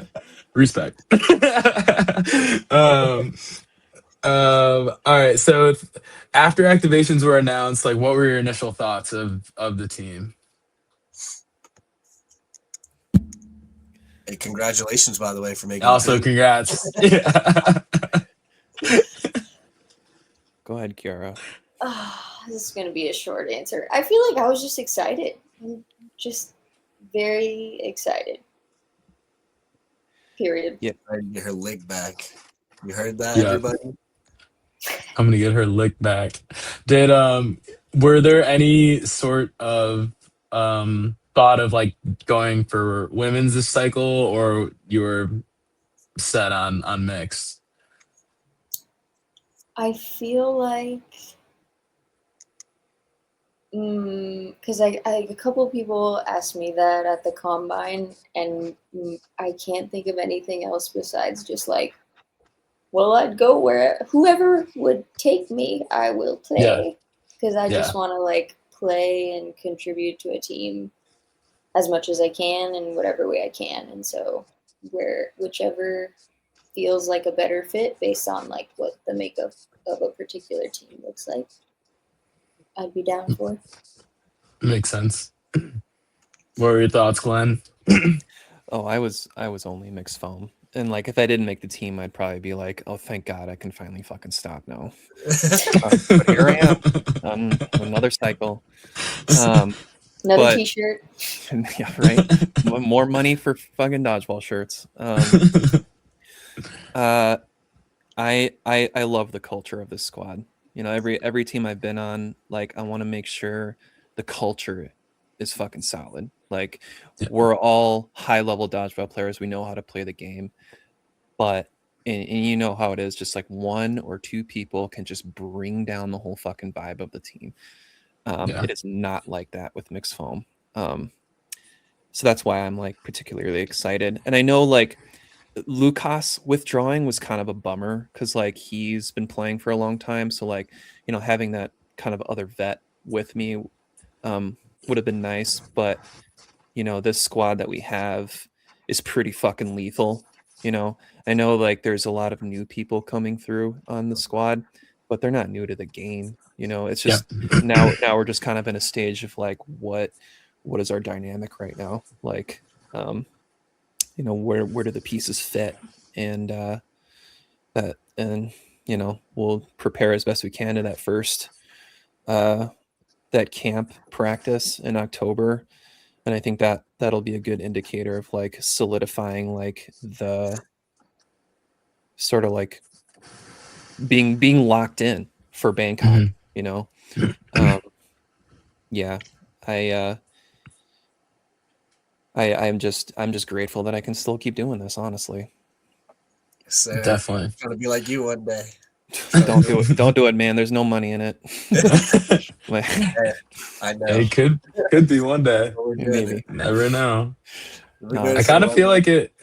I'm really excited to see like how this world turns out from like a streaming perspective, because like with how streaming is nowadays and how like things can go viral, like it only takes one video or like one person to see a stream, and like how good streaming quality is been and like is becoming. I feel like the streaming quality should be really good for Worlds. I'm hoping it is, and who knows who's gonna see it. You know what I mean? yeah. And Yeah, bro, I've um, been waiting for 20 years for that person.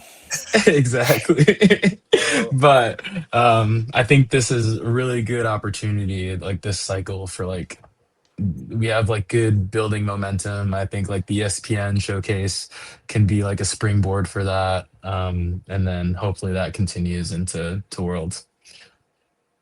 so what I hope they do this year is they have like one main court where they do like a whole production thing, which Yeah. obviously might not happen because of spacing and stuff. But in the future, if it's possible, maybe have one court like you know how they do the finals, like they put up all Mhm. you know the everyone's spaces and all that stuff. Like it'd be really cool if they have one court designated for that, and it doesn't matter like what teams it are or what teams it is and like what ball type. You just you know put a bunch of countries up there. That way people can like you know watch it and stuff, and then you just stream the courts like you do for all the other ones as well.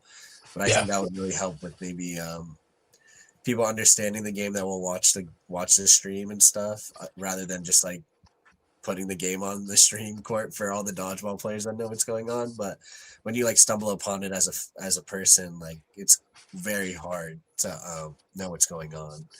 So I think that Yep. would really help if they did that.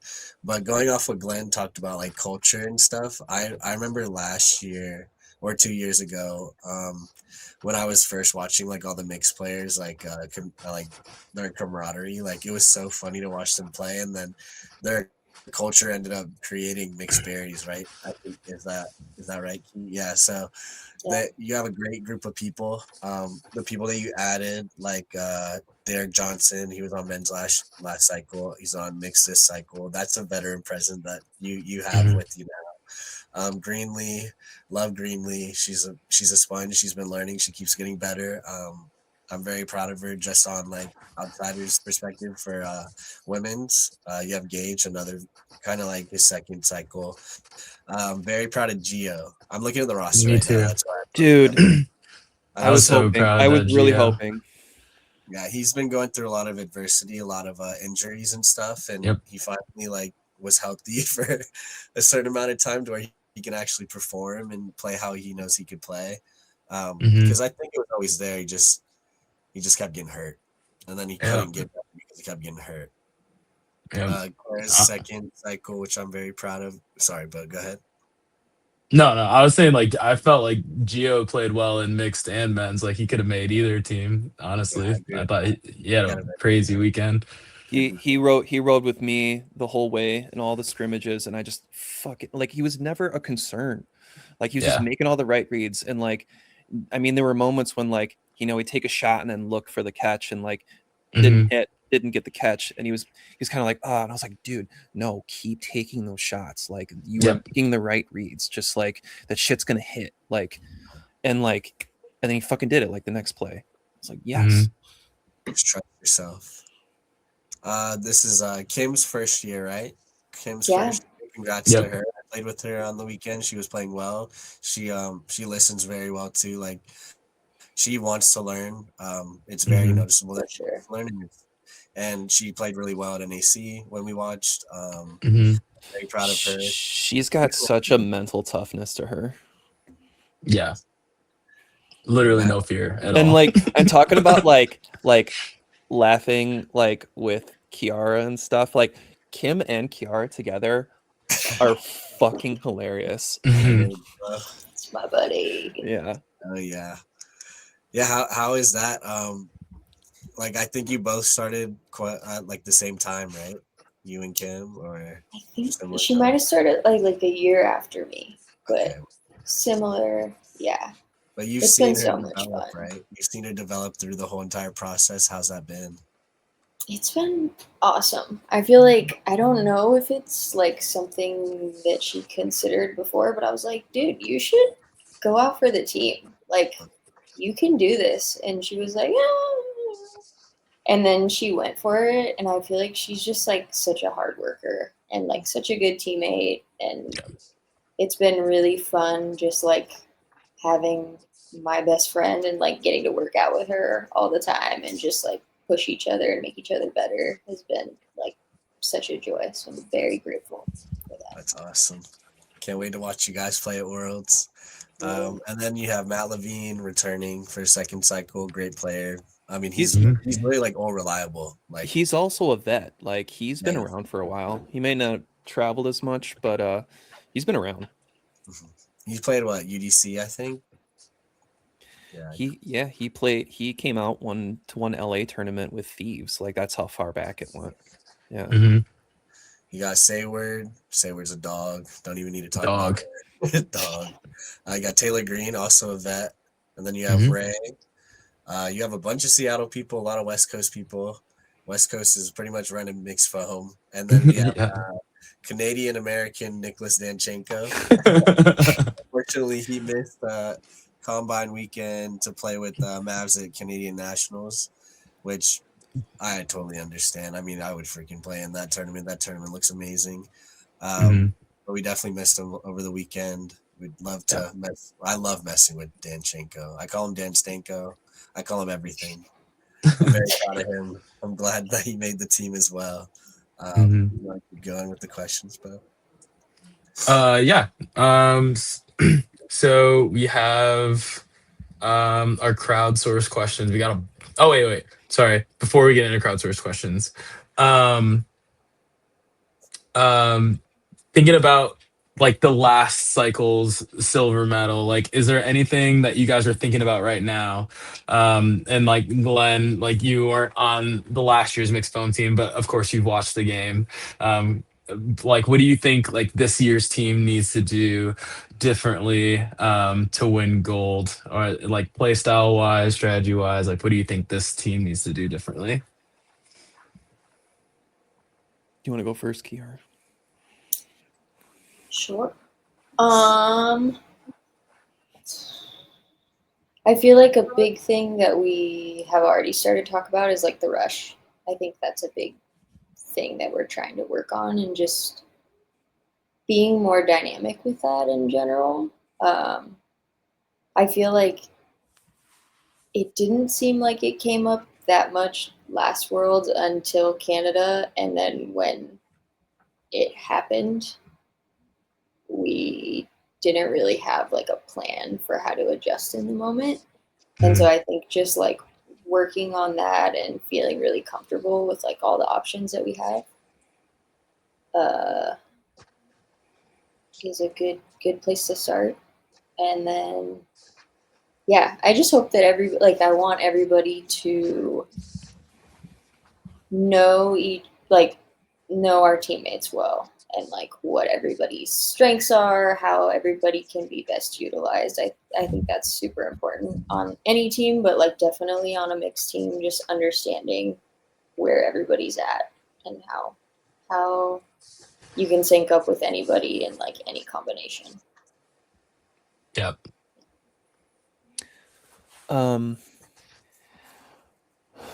Yeah, like we're pretty fortunate to like have a lot of the mixed players here in Seattle, so we're able to kind of like try stuff out and this and that, and it's been great, like trying new things. Like Brandon specifically has been like leading the practices along with Ray, and like, you know, every week we're like, hey, what do you want to try this time and such, which is great like for right now. But we have to remember that like once it's go time, right? Once you're fucking there, Mhm. you kind of have to remember how to dial back into the fucking game, right? Against any team. Can't sleep on any team. Like, we have to remember, like, can't sleep on anyone, right? We might have strategy of like, okay, recognizing the pryos, but like we also have to respect like the counters from the middles and the girls and stuff like that. And our ability to just make adjustments. Like if we're getting beat on the rush, for example, it's like, all right, well, you know what? Maybe we just set up a way to like respond to it. Because we didn't win the fucking middle ball in men's cloth like any game, and we almost won the whole thing. So we knew what I think we need to know what like like Kiara said, like what our strengths are, and we got to utilize them as best we can. And like, you know, we can put in all the work with our footwork and our speed and all that stuff. But we need to be confident with what we have. And then just like we have to remember too that like everything's kind of calm right now with these practices and like these team meetings. And like, you know, everybody always says like worlds just keeps getting, you know, more challenging every year. And like it really does. Like this past one was great and tough. But this one is going to be insane. Like we are traveling halfway around the world, and a lot of our team hasn't seen, you know, Malaysia. They haven't seen a strong Hong Kong, or, you know, we might see Australia. I mean, Canada might not even be a concern because of all Mhm. these other stacked teams that we haven't seen.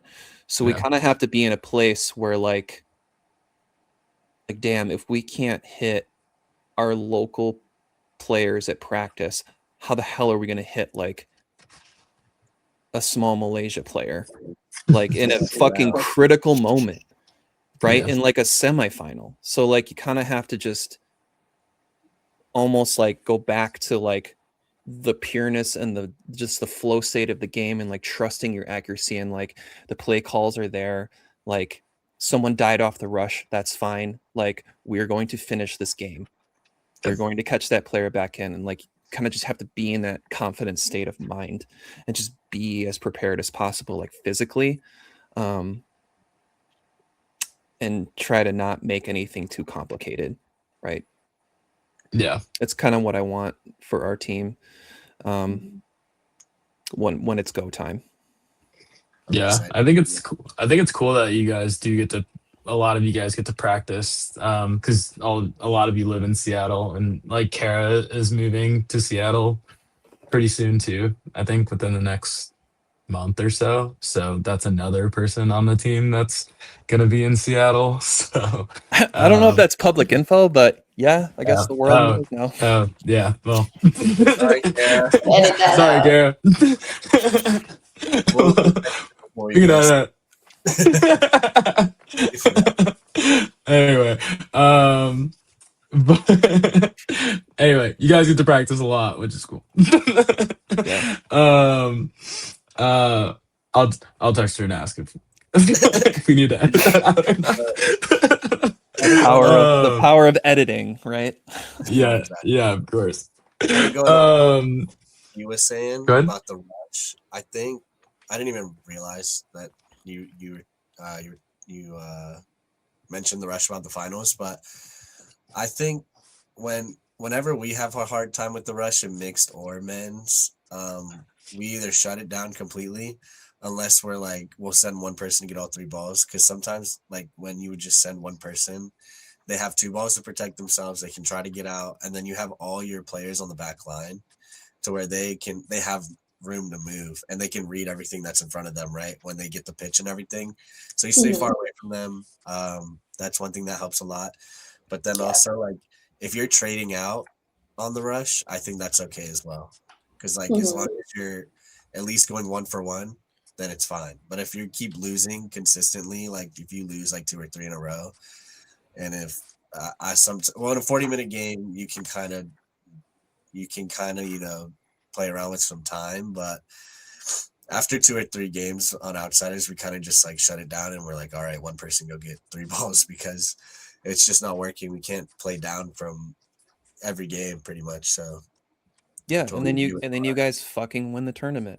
You just trust that shit, and you just kind of, it is what it is, and then you keep fucking grinding. And that, another thing I wanted to mention was like being able to do stuff like that, like grinding, being composed. We're also going to have to do this in a country.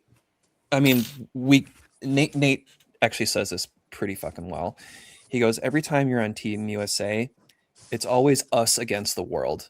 Like everyone else is rooting against us. But as long as we keep, it's real, right? Especially when we go over there, when like we're just gonna get like relentlessly cheered. Every time a ball like whizzes past us clean, they're gonna cheer like it was a hit. Yeah. So like just being that like mental state of tuning out the noise and just focusing on us and our pace is something I'm also like making sure we stay disciplined with, because that shit like Worlds is an emotional roller coaster. Like everyone is playing peak dodgeball passionately for their country, right? I know dodgeball's not on like a mainstream stage or whatever, but I mean, you guys know what I'm talking about. Like being in Austria, like it's every country's loud as shit and they don't want to see the USA win. Dude, the amount of messages I even got on Instagram when USA lost to Belgium the other day in the World Cup. Like everyone loves seeing the USA lose at anything. Yeah, rightfully so. Whether it be politically or just like because we're consistently winning at shit. Yeah. Yeah, for sure. Yeah, no, that's fair. Um, Anything else on like the roster or anything before we get into the crowdsource questions? I love that we have Frankie. He stepped up. Yeah. He was actually a recommendation that I made to Jeremy, because Jeremy was kind of like, hey, can you think of anyone? And Frankie was actually on my list, so I'm really glad like he stepped up for this, and he's doing great. Yeah. Another vet that's been around for a long time. Team Awesome. Yeah. He was on Team Awesome. That's right. That team Mhm. almost beat you guys, by the way. Yeah. Actually, I think. Well, did we tie them in round robin? We did tie, but we had to come back to tie All right. them. Well, They we were didn't have they our were father. And we didn't have our father, our savior, Eli's dog. they were up. They were up 4-1 on us, and we had to come back to tie it in round robin. Everything was sticking Damn. to them. They were sticky people. Man, Yeah. that's a vet team, man. They know how to play the game. They know how to play dodgeball. Yeah. Game They changed a little. did. Yeah. You still gotta Yeah. hit people. Still gotta hit them out. Yeah. But yeah, the finals, it was fine. Finals was fine after a while. All right, so getting to the crowdsource questions, we do have a decent amount, so appreciate everybody who put them in. Starting with Kim Matheson, for both, favorite city you've traveled to strictly for dodgeball. I'm gonna go Mexico City. I feel like just like food, culture, everything. That one. I mean, I don't think anything compares to New Zealand when we went. Like that, I mean, that was incredible. Just being over there, being able to like travel around that entire country. Like fuck, man, that was so surreal the whole time. And the competition was great, but like, man, yeah, there nothing is like even a close second. But in the United States, probably like, I mean, Boston was really fun when we had a nationals there once. New Orleans was fun. Um, what's the Texas, the Austin? No, not Austin. Dallas, Houston, No, what's the? I don't fucking know. But San Antonio, El Paso. one of the I forget which one it was. They all seem the same to me. But the small town feeling one, where it's like it's 6th Street or 5th Street. Austin. Austin. It was Austin. Okay. Yeah, that was a fun one when we had a tournament there. That was a couple years ago. Yeah. Yeah. Dude, we saw a tarantula there outside of the venue. I'd never seen one like in the wild. No. Me and Austin Morley were like, "What the hell? We don't see those in the Midwest." What about you, Show? Oh, dang! I get to answer this. Sure, dude. Answer these It's your questions. show. It's your show. Hours, okay, sir. I don't do anything without Bo, by the way, guys. If you didn't know, me and Bo pee together on favorite one. I mean, I probably have to go with what Key said. I love Mexico City. I feel like I could live there if That was a core memory. Like that place was awesome. If I didn't do Mexico City, I mean Malaysia was really cool. Dang,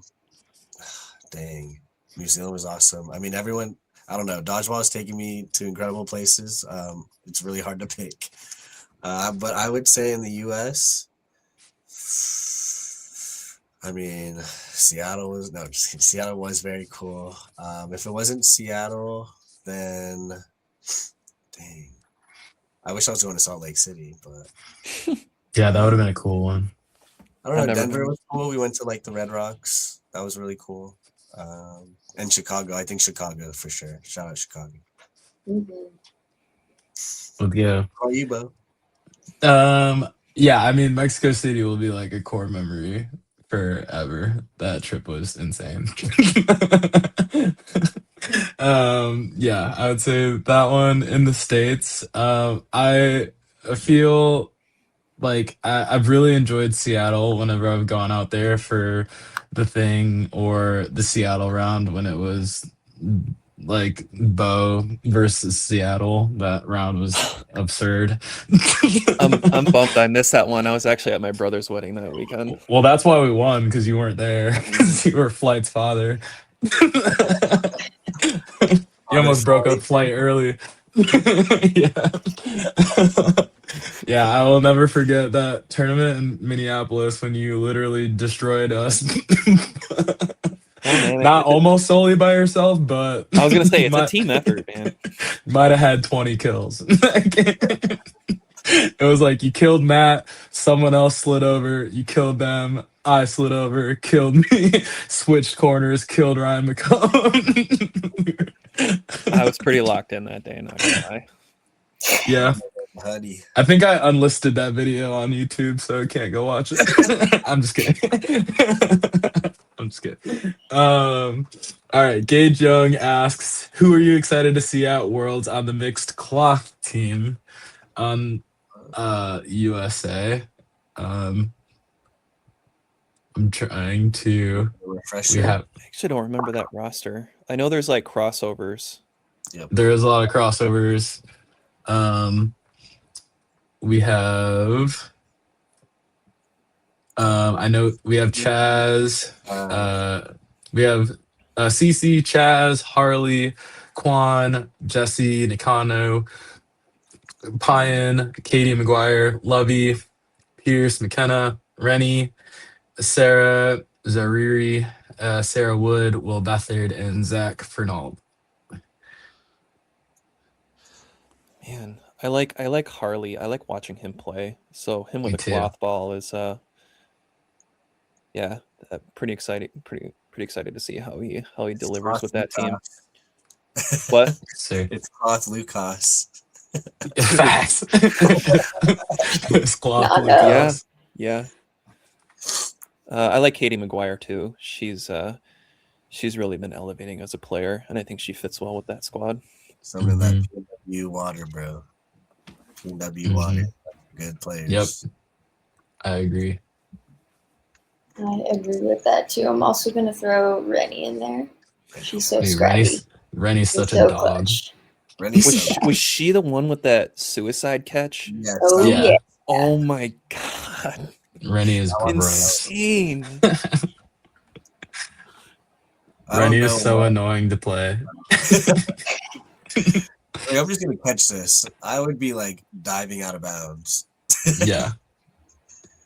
Yeah. Rennie is an absolute demon. So those are all good answers. I'm excited Um for Pierce. Shout out Pierce. oh yeah. Shout out Pidgey. Pierce's game is also elevated. He fits pretty well with that team too. He's Hard like to- their American Murphy. Oh yeah. Oh yeah, Aaron Murphy. Yeah. He doesn't throw like sideways. Yeah. Doesn't throw curveballs somehow. Like Aaron Murphy does. Yeah, I'm excited to see Lovey out there. And I'm glad Zach Fernald made the cloth team too, because I know he's been trying out for a couple of cycles now. It's also my coworker now.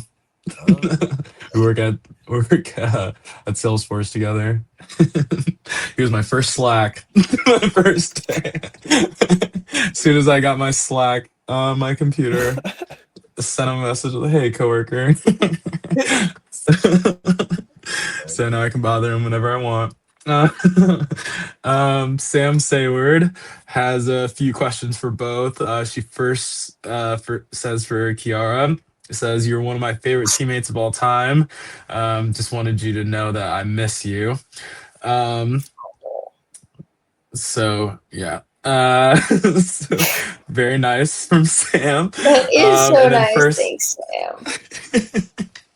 Sam. Also, I think Sam's so interesting because I think Sam is one of the most like intimidating people like on the court, but like off the court, I think Sam is like one of the like really like nicest people off court and like wants to do everything for the community. So it's insane like Yeah, how she just flips the switch. for sure. Yeah, very unique person. And I appreciate Sam a lot. What two questions for Kiara. What is your walkout song? Like even going back to softball, like what was your walkout song if you had one? Oh God.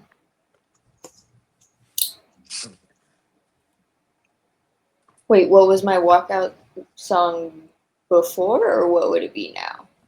Do both. Either one. Oh Jesus. Okay. In high school, my walkout song was "Milkshake" by Queens. Let's go. My dad was my coach too, so like in hindsight, I'm like, Let's go. that was weird. That was weird. In college, it was like a remix of "Feeling Good" by Nina Simone. Nice. Okay. And that one stuck around. Now, I don't know. I feel like something like Bad Bunny or Doechii. Nice. Okay. Those two tend to Bad get me Bunny. excited. Yeah, boy. What was yours, Bo? Mine, I remember there was a song called Winner, and it was by Justin Timberlake and Jamie Foxx.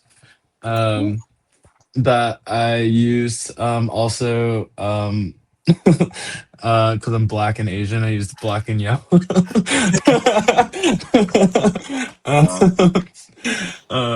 So yeah, I cycled depending on if we were slumping or not.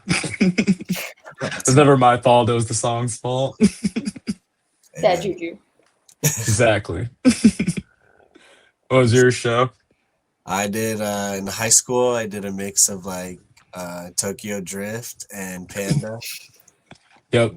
That one was cool. Yeah, yeah, And then in college, my senior year, I did "Make a Man Out of You" by I love that. Let's go. In a men's league that I played No in need for after that. college, I used Panda as my walk-up song too. Yep. Glenn, if you had to pick a walkout song, what would yours be? God, probably like anything by Megan the Stallion. Let's go. Yeah, I Yeah. just yeah. I mean, on Moist, like Tia Hoover brings a speaker, and we have a playlist on Spotify just called "Real Hot Girl Shit," and it's just like black women rappers. Like the more ratchet, Mhm. the better, you know. So like Hell yeah. literally anything by Megan the Stallion. Yep. In the BDL She They League, the playlist that they use was just only women artists, and a lot, like half the playlist was just ratchet music, and I just thought it was hilarious just as I'm refing. But it's super entertaining. But all good song choices. Next question by Sam: what excites you the most about this year's mixed roster? I feel like we kind of touched on this earlier, but just like we just got a good group of people, like a good group, like character wise, play wise, obviously. Yeah. Yeah, just to follow Kiara really quick, like we kind of got to know each other in Mexico City, you know, like we were in a Mhm. hotel room playing games like every night. And like this team's so good because everybody just allows everybody to be themselves, Yeah, you know, and that just makes it stronger, I think. Hmm. that's really cool. I do like that a lot. For Glenn, Sam's got a couple questions for you.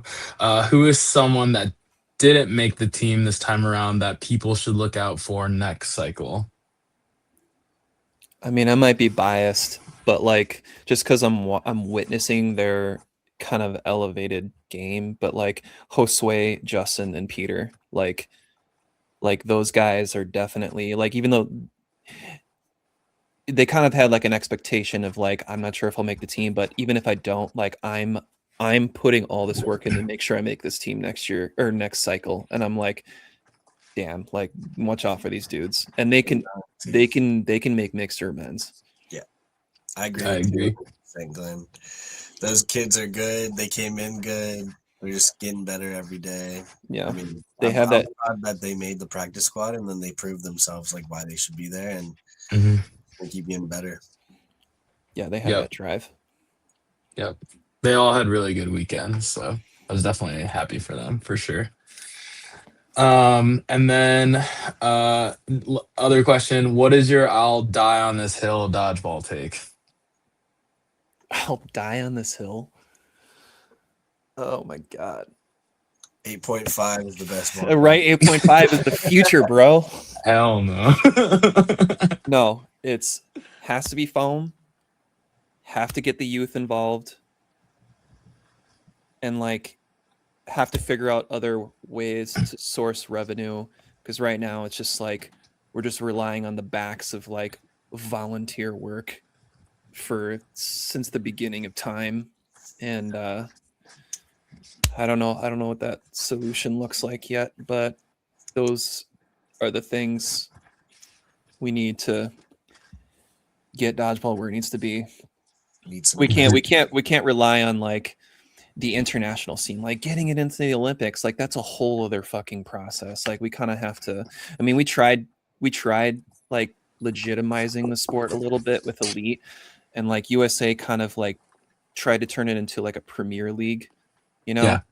Yeah, But I think we need to focus more, maybe like on our structural like how we visibly portray like competition maybe like I like the idea of I think you guys are trying this with like your city's community teams or something like the Dylan came up with that idea of like having like a community championship and like there's the Chicago league and then there's the like you were on the Boston team, Bo, and like showed yeah, Atlanta team. I was like, that's fucking brilliant. Like, and then imagine in like LA bringing like their best squad, and then like Seattle bringing their best squad, and then like we have a tournament like the day after nationals, kind of like how Canada does their club championships. Like, I think we need to Yeah. revisit that again, to give people something to look forward to rather than just like, well, we only got Team USA to strive for. No, it shouldn't be Mhm. like that.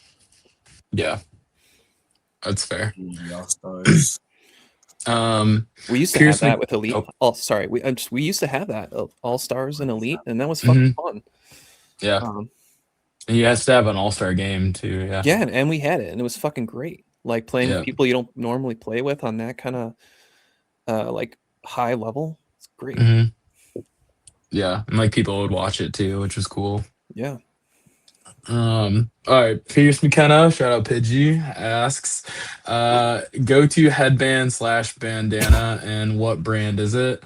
And then Andrew Kim adds on to it saying, additionally, what's better, a headband or a bandana?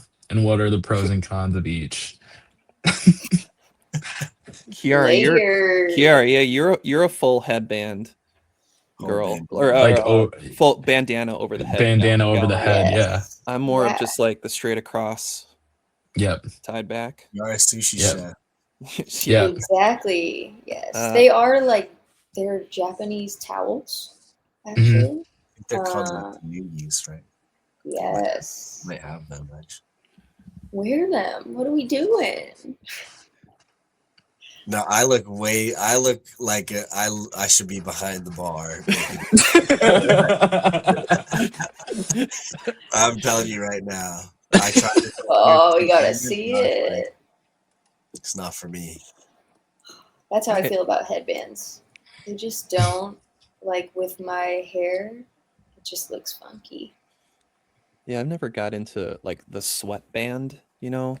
Mhm. I guess like I've always just accumulated bandanas just because like I'll go to like a parade or somewhere and they'll just be handing out bandanas for free. So Mhm. the brands I like are free ones, and then I just wear those at dodgeball. Nice. Yeah, Shota, why aren't you rocking that?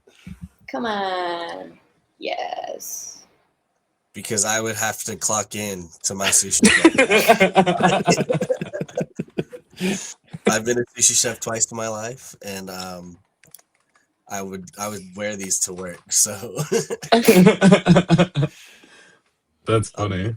Do you have a go-to brand for your headband or bandanas? Free ones. I mean, I like the like the thicker cloth versions rather than like a thin kind of like flimsy one you'd probably get on like Amazon or something. Yeah, that's fair. Yeah.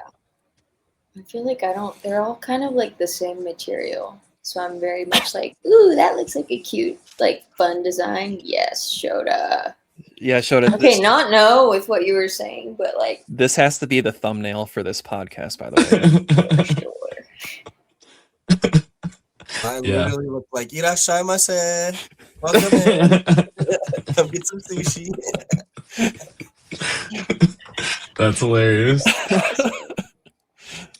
All right. Luke Finder asks for Glenn. Would you do a run back of Boosh before you officially hang it up?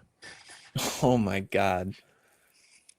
Only if like Eric Stone comes back, Mhm. DeMonte's on the team, Bizzle, Foley, Derek, then I could be convinced. I mean, everyone's still playing except Eric Stone regularly, so it's definitely possible. Yeah. But yeah, I'm sure we could find a tournament for that. And then for both top 3 dodgeball jerseys that you guys either own or you like see that you guys like.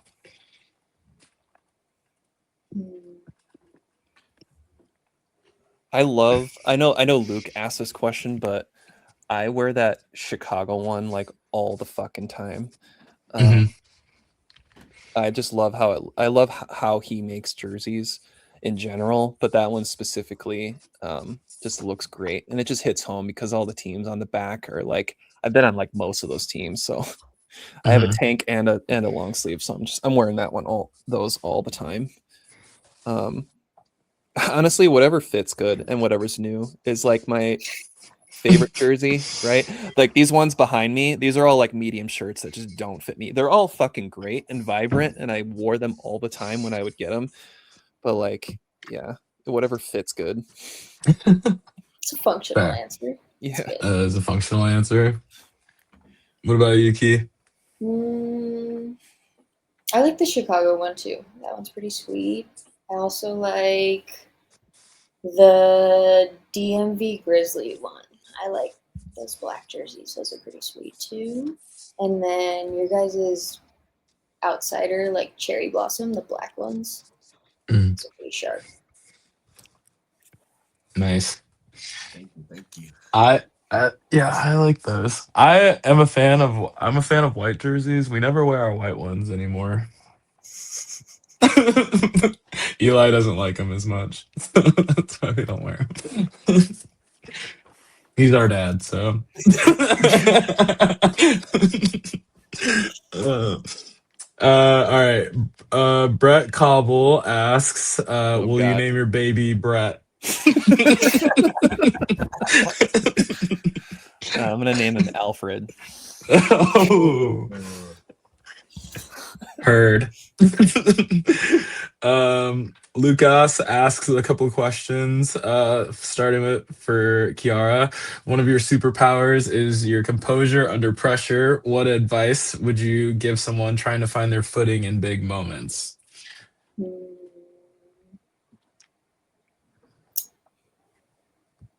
Take a deep breath. I don't know. Just like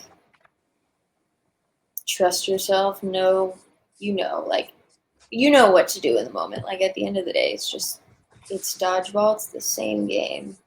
So I feel like in those moments, a lot of people tend to like freak out and rush or do things that are like not in their normal dodgeball characteristics. So I think just taking it nice and slow and like pacing yourself. I mean, dude, he played D1 softball. Like, pressure. Yeah. Just put your blinders on, Yeah. Fair.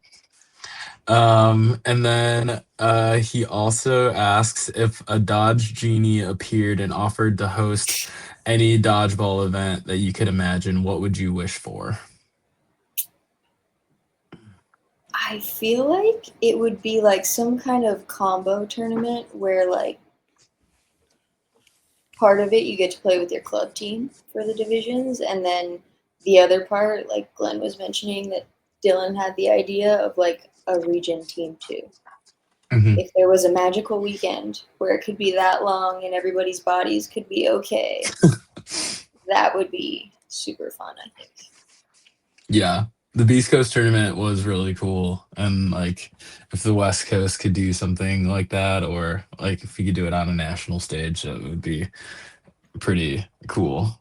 Definitely a lot of pride in that weekend of like the cities going at each other.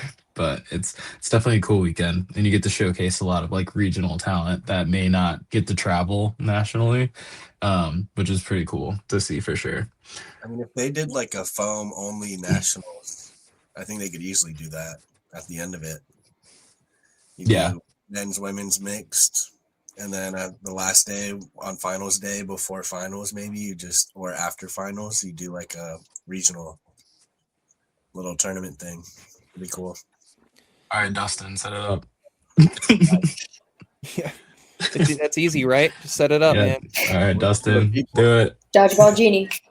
All right, Yeah. did it. Shout out Dodgeball to Dustin. and running USA Dodgeball. Exactly. All right. Lucas has a couple for Glenn. He says, Glenn, you've lived many dodgeball lives. What is one of your favorite on-court moments? Man, I'll never forget this one as long as I live. But like, it was, I think, 2015 Elite Nationals Pinch 8.5 division, and we were playing Rise of Brutality. And back then too, it's the format is best of 3, and it was a double elimination, right? So we're in the winners bracket in the semifinal or something, and we're playing Rise, and I think it was like game 3, and it comes down to I don't know if you guys know these players, but Tim Fullerton Yep. versus SWAT. His real name's John Fenton, but there's footage of this on the Chicago Task Force page, but it comes down to a 1v1, and Tim knows, like, he wasn't really like throwing pinch real well, so instead he tries a flight kill on SWAT. SWAT throws, Tim runs at him, tries to run him down, suicides, and SWAT's falling back, gets the suicide catch, and it was like it's like he's like one of those dudes that is just like a clutch catcher, and he just never talks, right? He's like, and we all just went ape shit because we just sent that fucking team to the losers bracket, and we just beat them. And it was like, I mean, you all see us, we all collapse on him. I have to find that shit somewhere, but I will never. It like he pumps us up in general whenever he catches a ball, but that one in particular, like, I will never forget.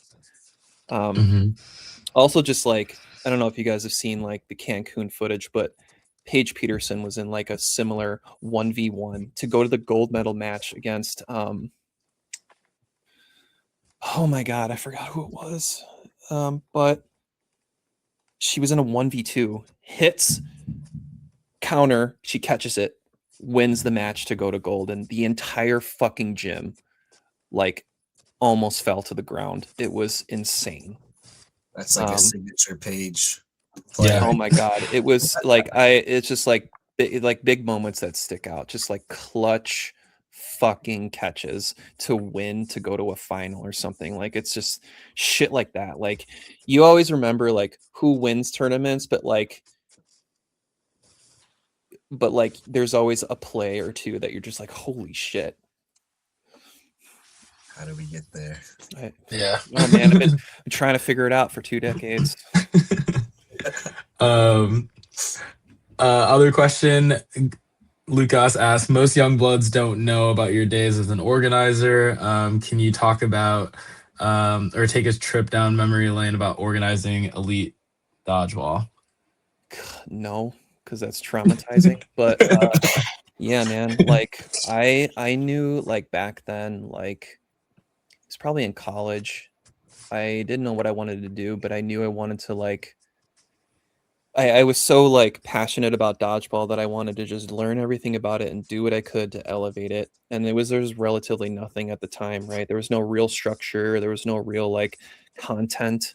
So and like nobody was like doing anything about it. So like it was basically like me and Mark Acom just trying to like form some kind of, you know, unite all of the dodgeballers together, like go travel out and be like, go host tournaments and like just take that initiative. Like we would throw our own money to just like front the gym rental and shit, and like hope that like people would sign up and like we could recoup that cost. And then, you know, we just kind of kept learning from dodgeballers and what they wanted and understand their culture. And a lot of dodgeball was based on compromising because there were so many different fucking styles that it was like we didn't want to just host a tournament of a ball that we thought was good when this region only plays this ball. So instead we tried to maximize the weekend by having both balls. And so they kind of have that like cross culture. I mean, dodgeball's still kind of doing that with foam and cloth right now.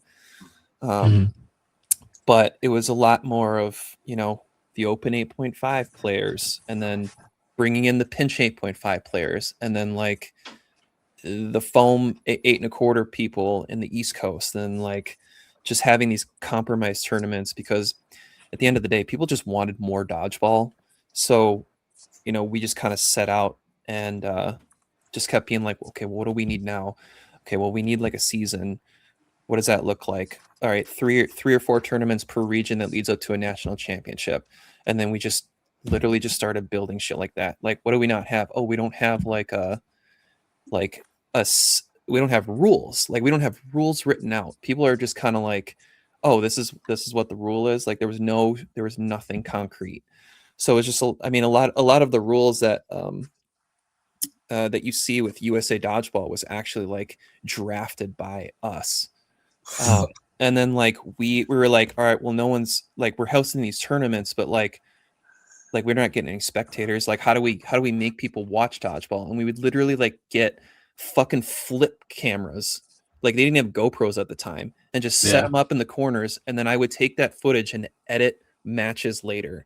And I'm like, I'm spending like, 5 hours a match, like editing this stuff. And like, you're trying to like, well, how do we elevate it from, it's just always like, how do we make this better? How do we make this better? Yeah.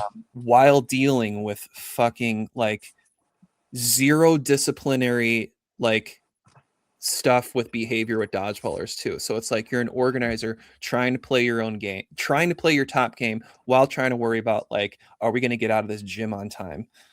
Like, what are people complaining about now?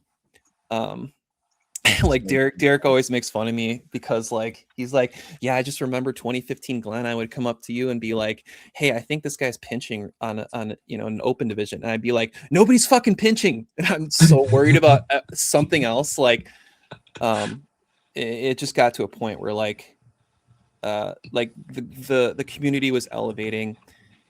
You try to like encourage people to take initiative and delegate, but at some point it was like it became too much, and I was like, I need to step down. It's not, there's something going on like at home, and like I was kind of losing some joy a little bit. But I feel like I gave my time as far as like kind of, I don't know, building the sport up at the time when it needed. Oh my god! And moving to Seattle, like there's like 50 fucking people like taking initiative doing shit. I was like, where the hell was this like 15 years ago?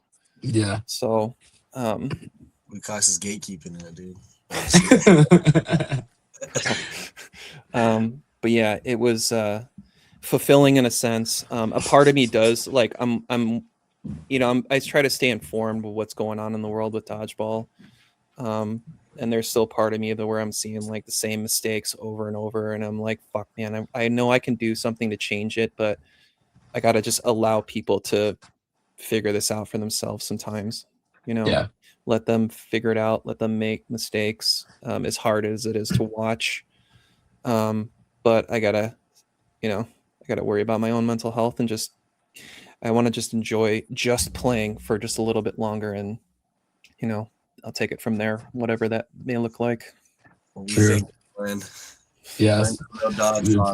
So speaking of like Excel sheets, like guess how many. So I'm actually like a professional video editor, animation, graphic designer. Guess how many dodgeball videos I have actually edited. I'm not talking like GoPro something and then upload it to YouTube. I'm talking like actual fucking editing. Guess how many videos I've edited for dodgeball? It's either going to be like really low or really high. I'm gonna say like an absurd number, like 500 or something. That's pretty close, man. It's it's about 430. Yeah. Yeah, and you guys know. I mean, you guys know, like, you guys edit content. Like, you guys know how exhausting that shit is. Like, 1 minute of editing takes an hour. From like a filmmaking class, and like I used to study filmmaking, like 1 hour of like actual like cinematic film editing takes over an hour. Bro, and I used to edit elite dodgeball matches, which would they're usually about 15 minutes long, but that shit would take me 5 hours. Yeah. And then there's probably like, I don't know, 50 something dodgeball matches. I mean, they're all up there still, but yeah, shit's exhausting. Yeah. It burns you the hell out, man. Yeah. For sure. Well, so thank you for allowing me to talk about my trauma like that. Hey, this is a safe space. This is a safe space. Sponsor BetterHelp. No, I'm just yeah, our sponsor BetterHelp. Yeah, no, I like Lukas asking that question. Like, he does all that shit too. So like, he gets it. Yeah, definitely. All right, Zach Fernald asks, he says, for Glen, at 53, you're the oldest player to represent USA Dodgeball. He's absurd. What's the biggest thing you've seen change in both the average player and And the game, I think the game as a whole since you started. First of all, I'm only like 7 years older than that dude. Yeah. Like that's all he's got on me, right? Is that I'm just a little bit older than him. So calm down. But no, I love Zach. I love bickering with Zach. He's a good dude. Yeah, he's hilarious. Yeah. Uh yeah, I kind of was talking about this earlier, but like just the speed of the game, right? It's like Yeah. it's not so much like people are actually like going to the gym and getting stronger, getting faster, where it was like like back then people just kind of show up to a tournament and just expect to do good, and like maybe their workout was playing in an open gym or playing in a league. Like it's not enough anymore. Like Mhm. people just keep upping their game, and I think we're starting to figure out like the actual like sports science behind what makes a strong dodgeballer. I think people have their own ways of working out, but I mean, I'm still trying to figure out like how to like okay, sitting on a bench doing bench press doesn't really fucking help my game in dodgeball. I gotta I gotta be more mobile. What does that look like? And it's like like I'm a 6'2" dodgeball player playing foam, and like I have to figure out a way to get small and be flexible and then explode out of that. So it's like um in order to just keep up with you guys, and it's a lot of that. It's like a lot of people putting in the work to play top tier dodgeball now. Yeah, being tall is not advantageous for sure. I would say Justin Pye's the only probably exception of someone that just like doesn't fucking work out and still just fucking crushes people. Like he is the anomaly, and it's fucking annoying. Yeah. Aaron Greenlee asks a couple questions. Can you tell us a memory from your first Team USA tournament that you look fondly on? Is that for Kiara? For either. First. Or for both. I mean, I feel like the whole thing.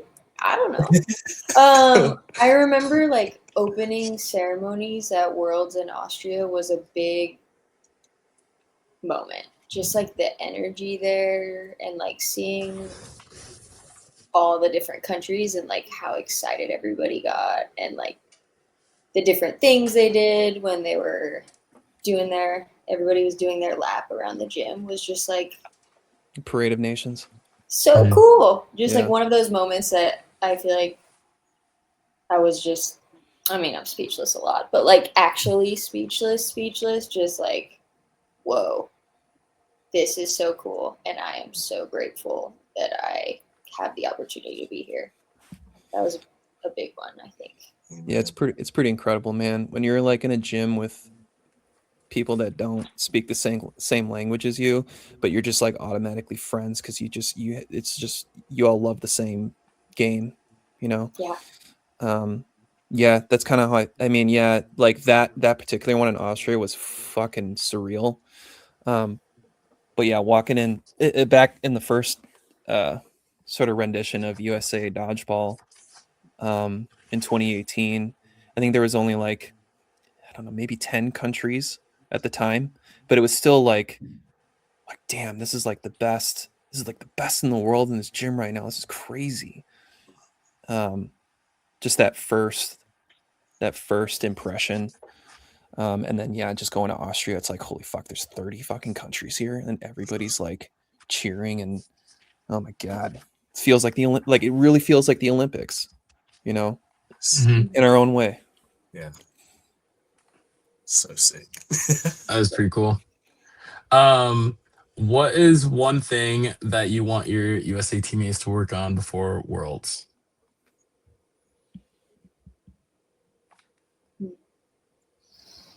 I feel like I kind of talked about this earlier, but like, I want everybody to take the time, like, if they don't already know about themselves and like how they play and what they're good at, I want everybody to feel like confident in that within themselves, but also just like taking the time to know every single player on our roster in the same way and just appreciate like what everybody has to bring to the table. I think that is something that's important.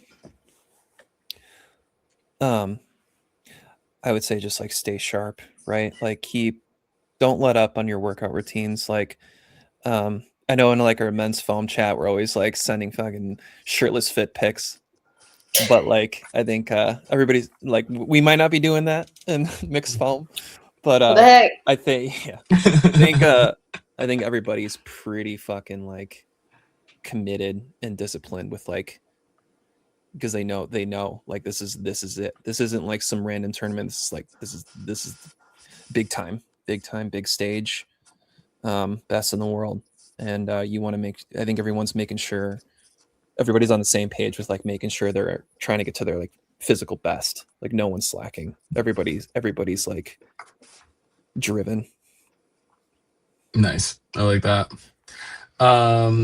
Last question for both, and then she has one for Key. Crinkle or fold your toilet paper? Fold, bro. Crinkle is like messy. Yeah. Whoa. Somewhere in between, you know? Shoda. The day. No, I was like, that's very Japanese of you. So you're I got that hose outside, and I. Oh my god! Soda just jumps in the shower. I wipe your butt. Do you guys wipe each other too? I mean, yeah. When I get that arm injury, I'm not gonna be able to do it with my left hand. Yeah, exactly. And I had my rotator cuff injury. Shoda was there for me. Bro, I'm not left-handed. And then our sponsors, Dude Wipes. Thank you very much. Thank you, Dude Wipes, for sponsoring this episode. All right. And then for Kiara, do you have any ideas for your first cross-court smack talk moment? Maybe Glenn can give you some advice. Glenn, please take it away. I just like I'm wincing at that. No. Oh man. I would like bow. Yeah. Your trash. Man, there. I mean, I always like to try to let my playing do the talking, but sometimes, like, you know, people really don't shut the fuck up. So, like, there was one tournament when this guy was just going off, and I was like, "Who the fuck are you?" I love that. Just try that All one, right, Kiara. I'll Just write like that one down. in your like, just like if someone's going hard at you, just be like, "Who are you?" Who are you?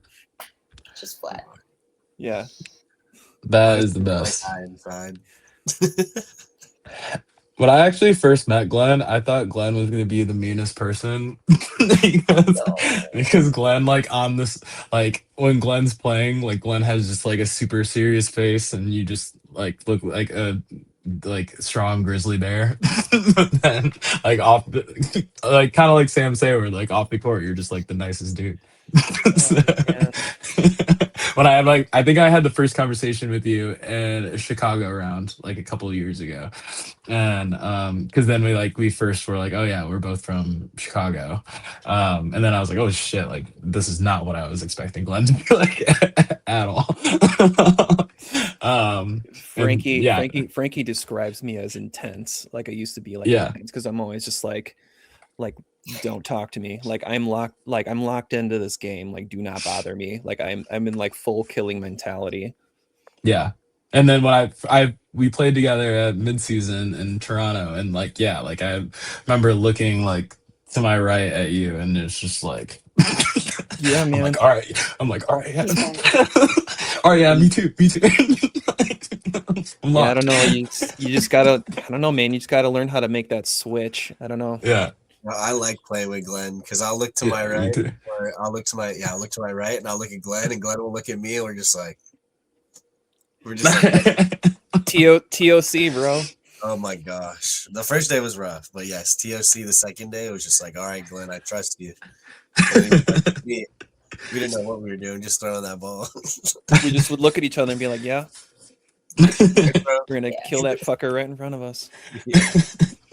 All right. We're down to our last few. Adrian Serta asks, "Are you Glen enough? Are you Glenn enough? Are you still Glen enough?" Oh my god, Adrian. When I first moved to Seattle, Yes, sir. we jumped in. I volunteered to be a draft captain for their comp league, and I didn't know comp league at all. I just kind of dove in. I didn't know anybody. I kind of picked people that I knew, and like someone mentioned some Barbie reference, and I was like, Are you yeah. Yeah, Am I Glen? And it just kind of stuck like that. Like everyone's like, yeah, that's our team, and I like it. we almost won the whole thing too. So that was like a good moment, like a good sort of like a welcome to Seattle dodgeball, maybe. Nice. That was Go ahead, Cho. I said that was a fun season.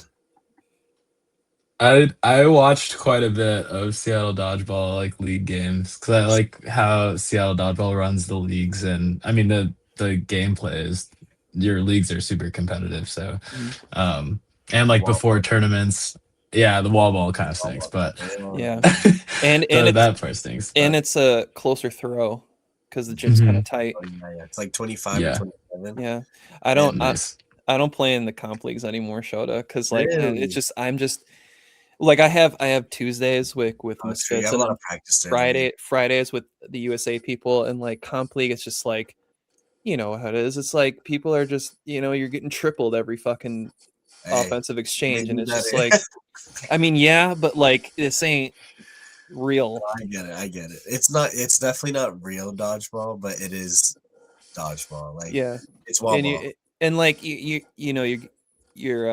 you're with your team and you're getting to know your team and like in the community and like people want to learn, so like you're there for them for that too. That's the But part I Yeah. do. but the actual like sharpening my game, like I don't know, it's not really for me right now. Yeah. No, That's literally, fair. I remember just like, all right, I dodged 3. All right, I dodged 3 more. All right, when am I gonna get a ball? And then I'm dead. Yeah. No.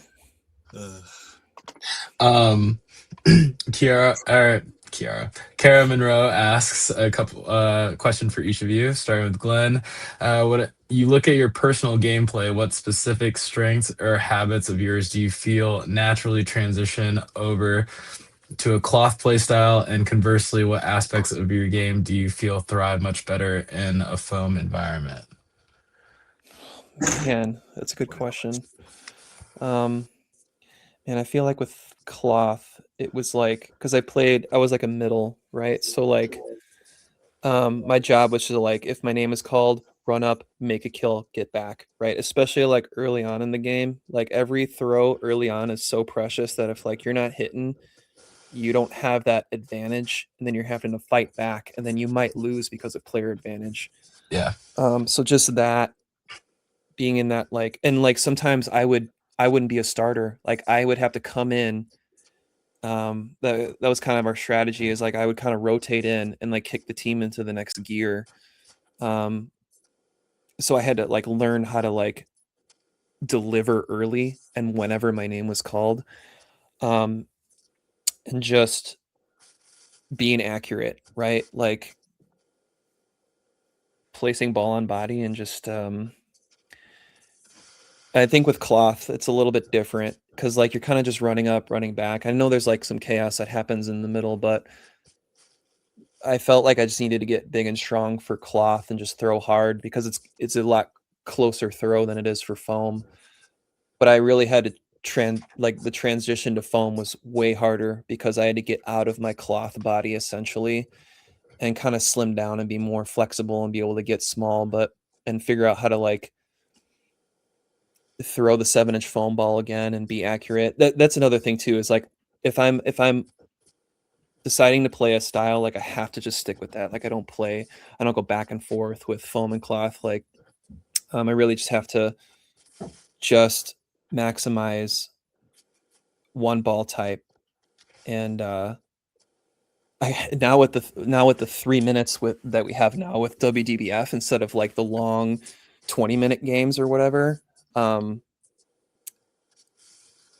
that I feel like I'll be pretty comfortable with that. I know there's like a no blocking aspect now, instead of just winning with player advantage, but just that like going hard early in a 3-minute game is gonna it is gonna feel comfortable for me. Yeah, that's probably Nice. one thing. Hitting early, right? Being dialed in early. Nice. I like that. Cloth is Um, definitely big man throw ball. Honestly, um, Nice. then question for Kiara. What was it like experiencing Worlds for the first time? You kind of touched on it. And how did it feel walking away with the silver medal in mixed foam? And then looking ahead to this cycle, what are you hoping to see from the team, and what specific improvements are you looking to make in your own game?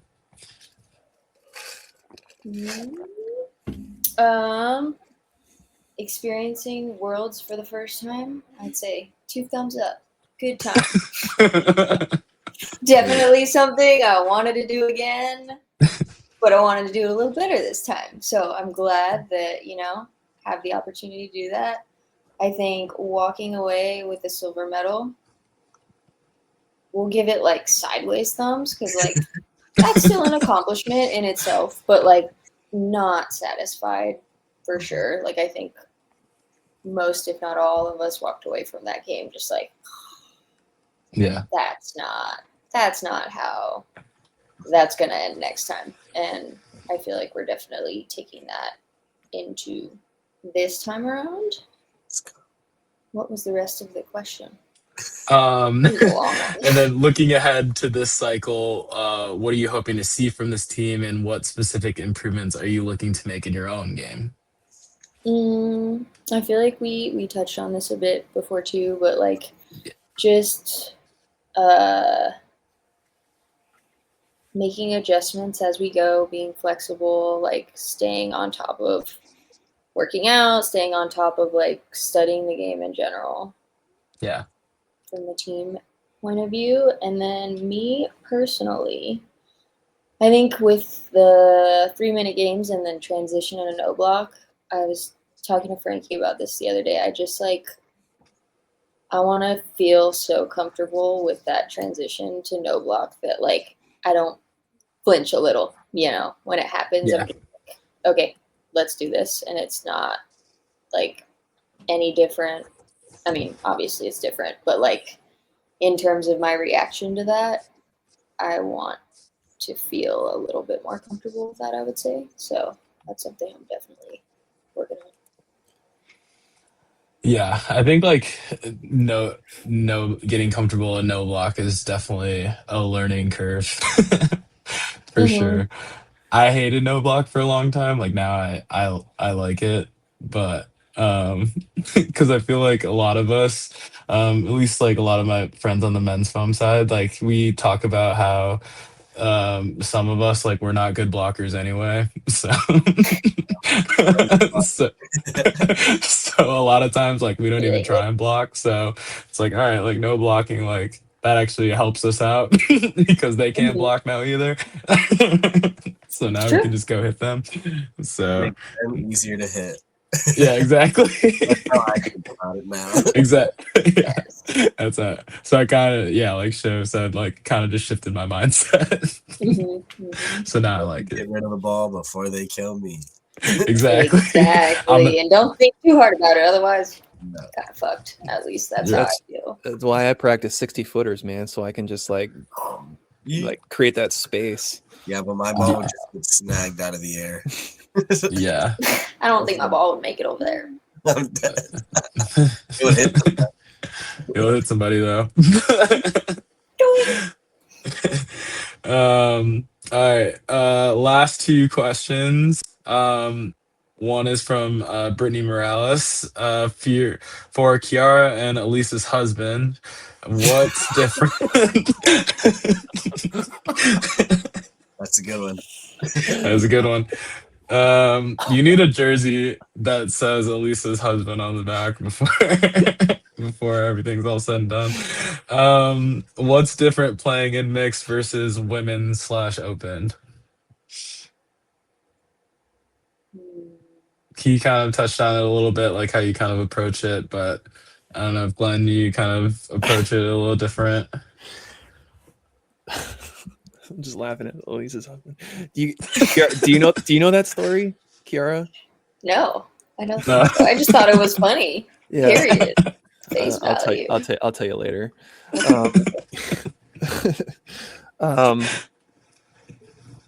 I think for like if you're going from men's to mixed, I think it's definitely a different like speed of the game, and I think the men need to learn how to play with the women and not necessarily the other way around. For example, like when I'm team throwing with like Kiara, like my throw probably has more velocity to it, so I need to be able to time it in a way to where I'm reading kind of Kiara's timing and then doing it in a way that it meets at the same time. Whereas like, you know, men are just kind of just fucking go and like chaos and like all that stuff, where, you know, women's is probably a little bit more calculating. Not that women's doesn't play fast. It's just I think the worlds need to kind of come together a little bit more, and more so the men kind of like playing with the women better. Basically, And the women are smarter than us. They truly are. Like I was in a huddle with Sam Sayward at the combine, and like I'm mostly calling plays, and like we had a halftime or something, and she's like, "Hey, this person keeps fucking us up. We need to get them out." And I was like, "All right." And then like next play, doubled, killed him, we won. And then like, or she'll be like, "Hey, we need to run pinch," and I was like, "Okay." And then like next play we ran it. It was beautiful, and it was like, yeah, everybody needs to kind of just. And I know like a lot of the heavy playing is like men as corners and stuff, but like the women might see something from the back that like is super fucking important, and like we have to like be able to like listen to that and execute that, right?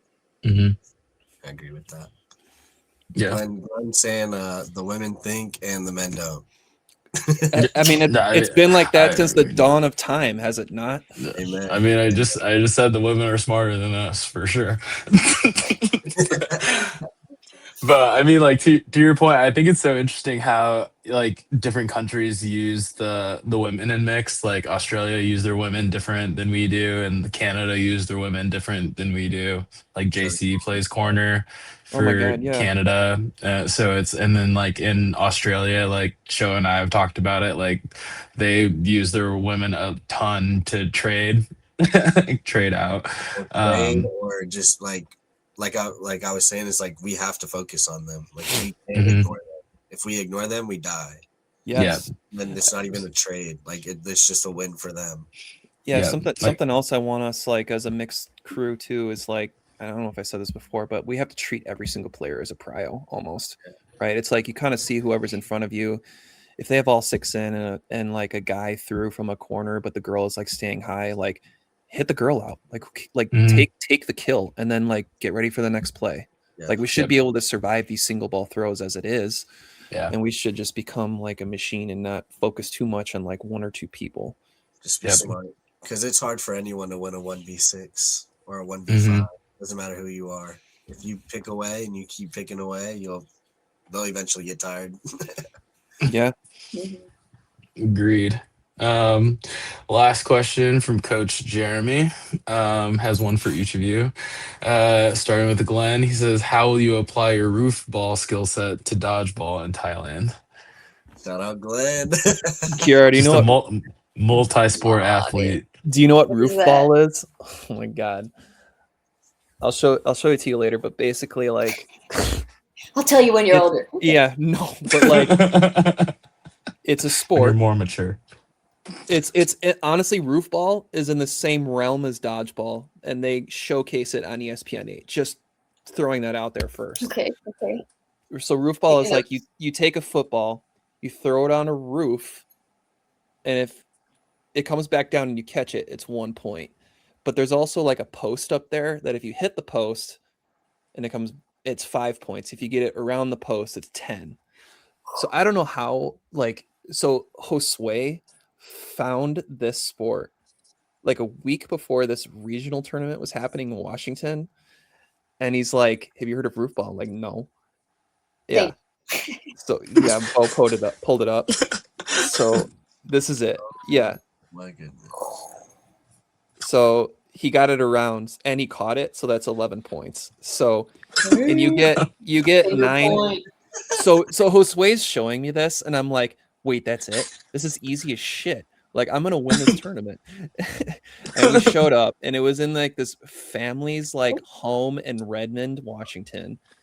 And there was probably like, there's all these families and shit. And like, there's probably like 24 people that signed up. Like Josue was in it, me, Casey Beestead, and Latia signed. We brought her like the morning of, and then we just set up like a tent and we're just kind of chilling, taking turns. And then like, you get points, and like the more you get points, you move on to like the next round. And Oh my god. Oh, what a dog. What a kid. and so like I'm like drinking beers throughout the day too, and like just crushing this because like, I played football. Like this is like I naturally This should be enjoy easy this for stuff. you. Yeah. Yeah. So I'm like, wait, this is it. So I'm like going against all these dudes that are like, 40 years old and stuff, and like, probably like, we're peaked in high school, and like they're all genuinely nice too, but like I almost won the whole thing. What if the ball goes over the roof? Oh Are yeah, you so DQ'd? if it goes over the roof, it's -4, and that's what screwed me in the final. Is I was trying to go around the pole and I actually threw it over, and I think that's how I ended up. Oh. That's how I beat myself. Oh yeah, this is it. This is where we played. Is this the Washington one? Oh, that's 2024. Oh, went around the pole. So is there like a LeBron James of roof ball? Like, or like Yeah, he was there. They were like, yeah, this guy's the GOAT of roof ball. and he got knocked out. And I was like, all right. Damn. You ain't the GOAT anymore, Glenn. It's you. Oh my god. This is insane. So, oh my god, I don't even know. Like I was so just like not. I mean, all these guys were like totally serious, like how I am with dodgeball, right? But with roof ball, it's like I was just like, I'm just here to like just have fun, Oh, play my game, and I think that's something I need to implement in my dodgeball game. Still, is just hey, like I've been here, I just need to play the game. this is insane. 71,000 in your inbox. What the heck? Dude, their Instagram has like 30,000 followers. Yeah, this is this. Oh, my. Are you talking about my Gmail? Your Oh yeah, email. I never check my Gmail. I want to see now. I want to see what the number one play is. Like, what is the number one play of roof ball? You guys, this shit's been around since 1999 too. That was the number one play. What happened? What happened? She probably got it around the post and then like probably won that tournament. I don't know. Oh. There's also like how like it went on the second deck. oh yeah, that's a whole thing too. If you get it up on the second deck, I think it's more points.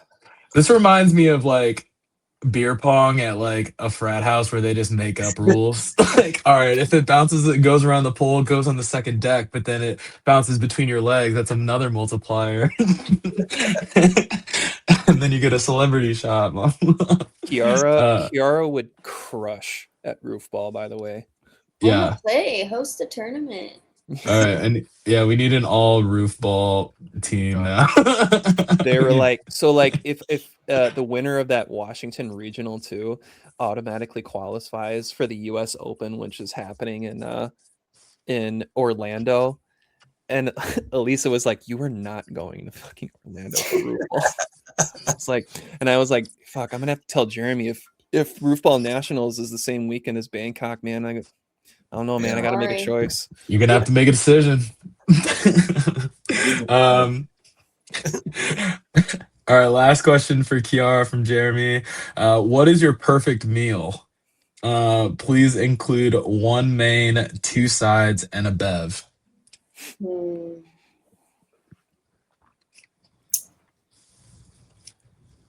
I feel like the things that I want in this meal are not really things that go together. So I'm going to go things that go together. I would say main, probably ramen, some kind of ramen. Okay, I like this. Side, we're going to go spicy garlic edamame. Big fan. Whoa. Okay, And then maybe like a tuna hand roll of some sort. okay, It's a nice meal. It's a nice meal. And I then like this this. one, I feel like it's like not a take that people enjoy of mine, but my beverage would be an A&W root beer. I love A&W root beer. Elisa loves that too. Yes, there's people out there. Yeah. Oh yeah, the amount of root beer floats I had as a youth. Yes, sir. Delicious. love A&W. Is there a backstory of why Jeremy would ask you this question, or is this just a random Jeremy question? I think it's a random Jeremy question. I don't know if you guys have discussed like meals or something. It seemed like a very random Yeah, question, I so I think it's thought random. there might have been a I didn't know if there was a backstory to it. All right, Coach Jeremy, looking for maybe a new meal to try or something. All right, I like it. That is a good meal with a root Thank you. beer to top it off. I do like it. Huge ramen fan. Okay, cool. All right, so that is all the crowdsourced questions. I appreciate it, everybody that sent them in. For you guys, thank you for being on the show. Any last shout outs for either of you? And we need a potential guest from each of you that you would like to see on a future episode. So, final shout outs and a potential guest. Oh no, just thank you guys for having us on here. I think what you're doing is great. Yes. I mean, there's not enough content out there for our sport, and you guys, are keeping it alive, keeping it going. And you're bringing in like awesome people to just talk about the game, get people interested, and it's awesome. Thank you. We're trying. Thank you. You should interview honestly, like parents. Okay. It's a good one. So whatever, Who's a good- whoever that is. I mean, you can interview Elisa in a few months if you want, but Okay. Hey. yeah, Elisa's a great commentator, by the way. That is true. she really is. Even Yeah, better she loves talking, man. So she'll be on here, Great for commentator. hours talking Yeah. about. Yeah, I would say parents, at least Okay. from a personal point. Like, how the fuck do these people do it? I want to Yeah. hear Okay. from them. Okay. We'll find some. I like that. It's a good one. We can do Eli's mom. No, I'm just kidding. Parents are like partners, I think would be interesting. Parents and partners. Okay. Parents and partners. Okay. Dodgeball couples. Ooh, Ooh. that could be good too. Mm-hmm. We could get the pie-ins on. Valentine's Day segment. Yeah, Bo, can you do Shota and Aurora? Nice. I'll just be the third Or wheel. actually, Aurora would be doing Or- me and Bo. Yeah, Yeah, you two. Exactly. So, yeah, joke's on her. She's gonna be real upset when she thinks the interview is about her and show. But I would also say interview tournament organizers, whether it be current or from the past, just to hear maybe like their workflow or like things that works well or hasn't really worked. And it doesn't even have to be like from the US. Like bring in Dwayne, like bring in people out internationally, hear from other cultures, like how they're running shit. That's another thing why I love like Team USA is like learning from other cultures, see how they operate dodgeball. And yeah. Yeah, after Yeah, we're we gonna. get through all the teams, we're gonna start doing like Australia and UK and try to get more reach on other countries just so we can see what they're doing as well. I mean, I definitely like that idea for sure. Sir. Cool. All right. Cool. All right. Well, you What can. about you though? Oh wait. Okay. My bad. Yeah. My bad. Any shout outs, you guys? Oh yeah. Sorry. Any shout outs? Shout out to you guys. Oh, thanks. Yeah. Thank you. Stop it. Thank you. Well, shout out to Lisa's husband and Kiwi. Thank you for having me. Yeah, I appreciate you guys being on and giving us your time. And this was an awesome episode. For two people that haven't spoken a lot on podcasts, this is the longest episode that we've had. Oh, Christ. Not speaking for the rest of the year. Yeah, right. Yeah, I'm done talking. I'm good. No, but this has been so. I think this has been probably one of the most insightful episodes that we've had so far. So really, really cool episode. So I appreciate you guys. But yeah, you can watch this episode on YouTube. It'll be on Apple Podcasts, iHeartRadio, Spotify, Amazon Music later tonight or tomorrow morning. So big excited for you guys to compete at Worlds, get that gold. So but yeah, all right. Okay, bye. Thank you. Oh, thank you, Aurora's boyfriend. Yes, sir. All right, bye.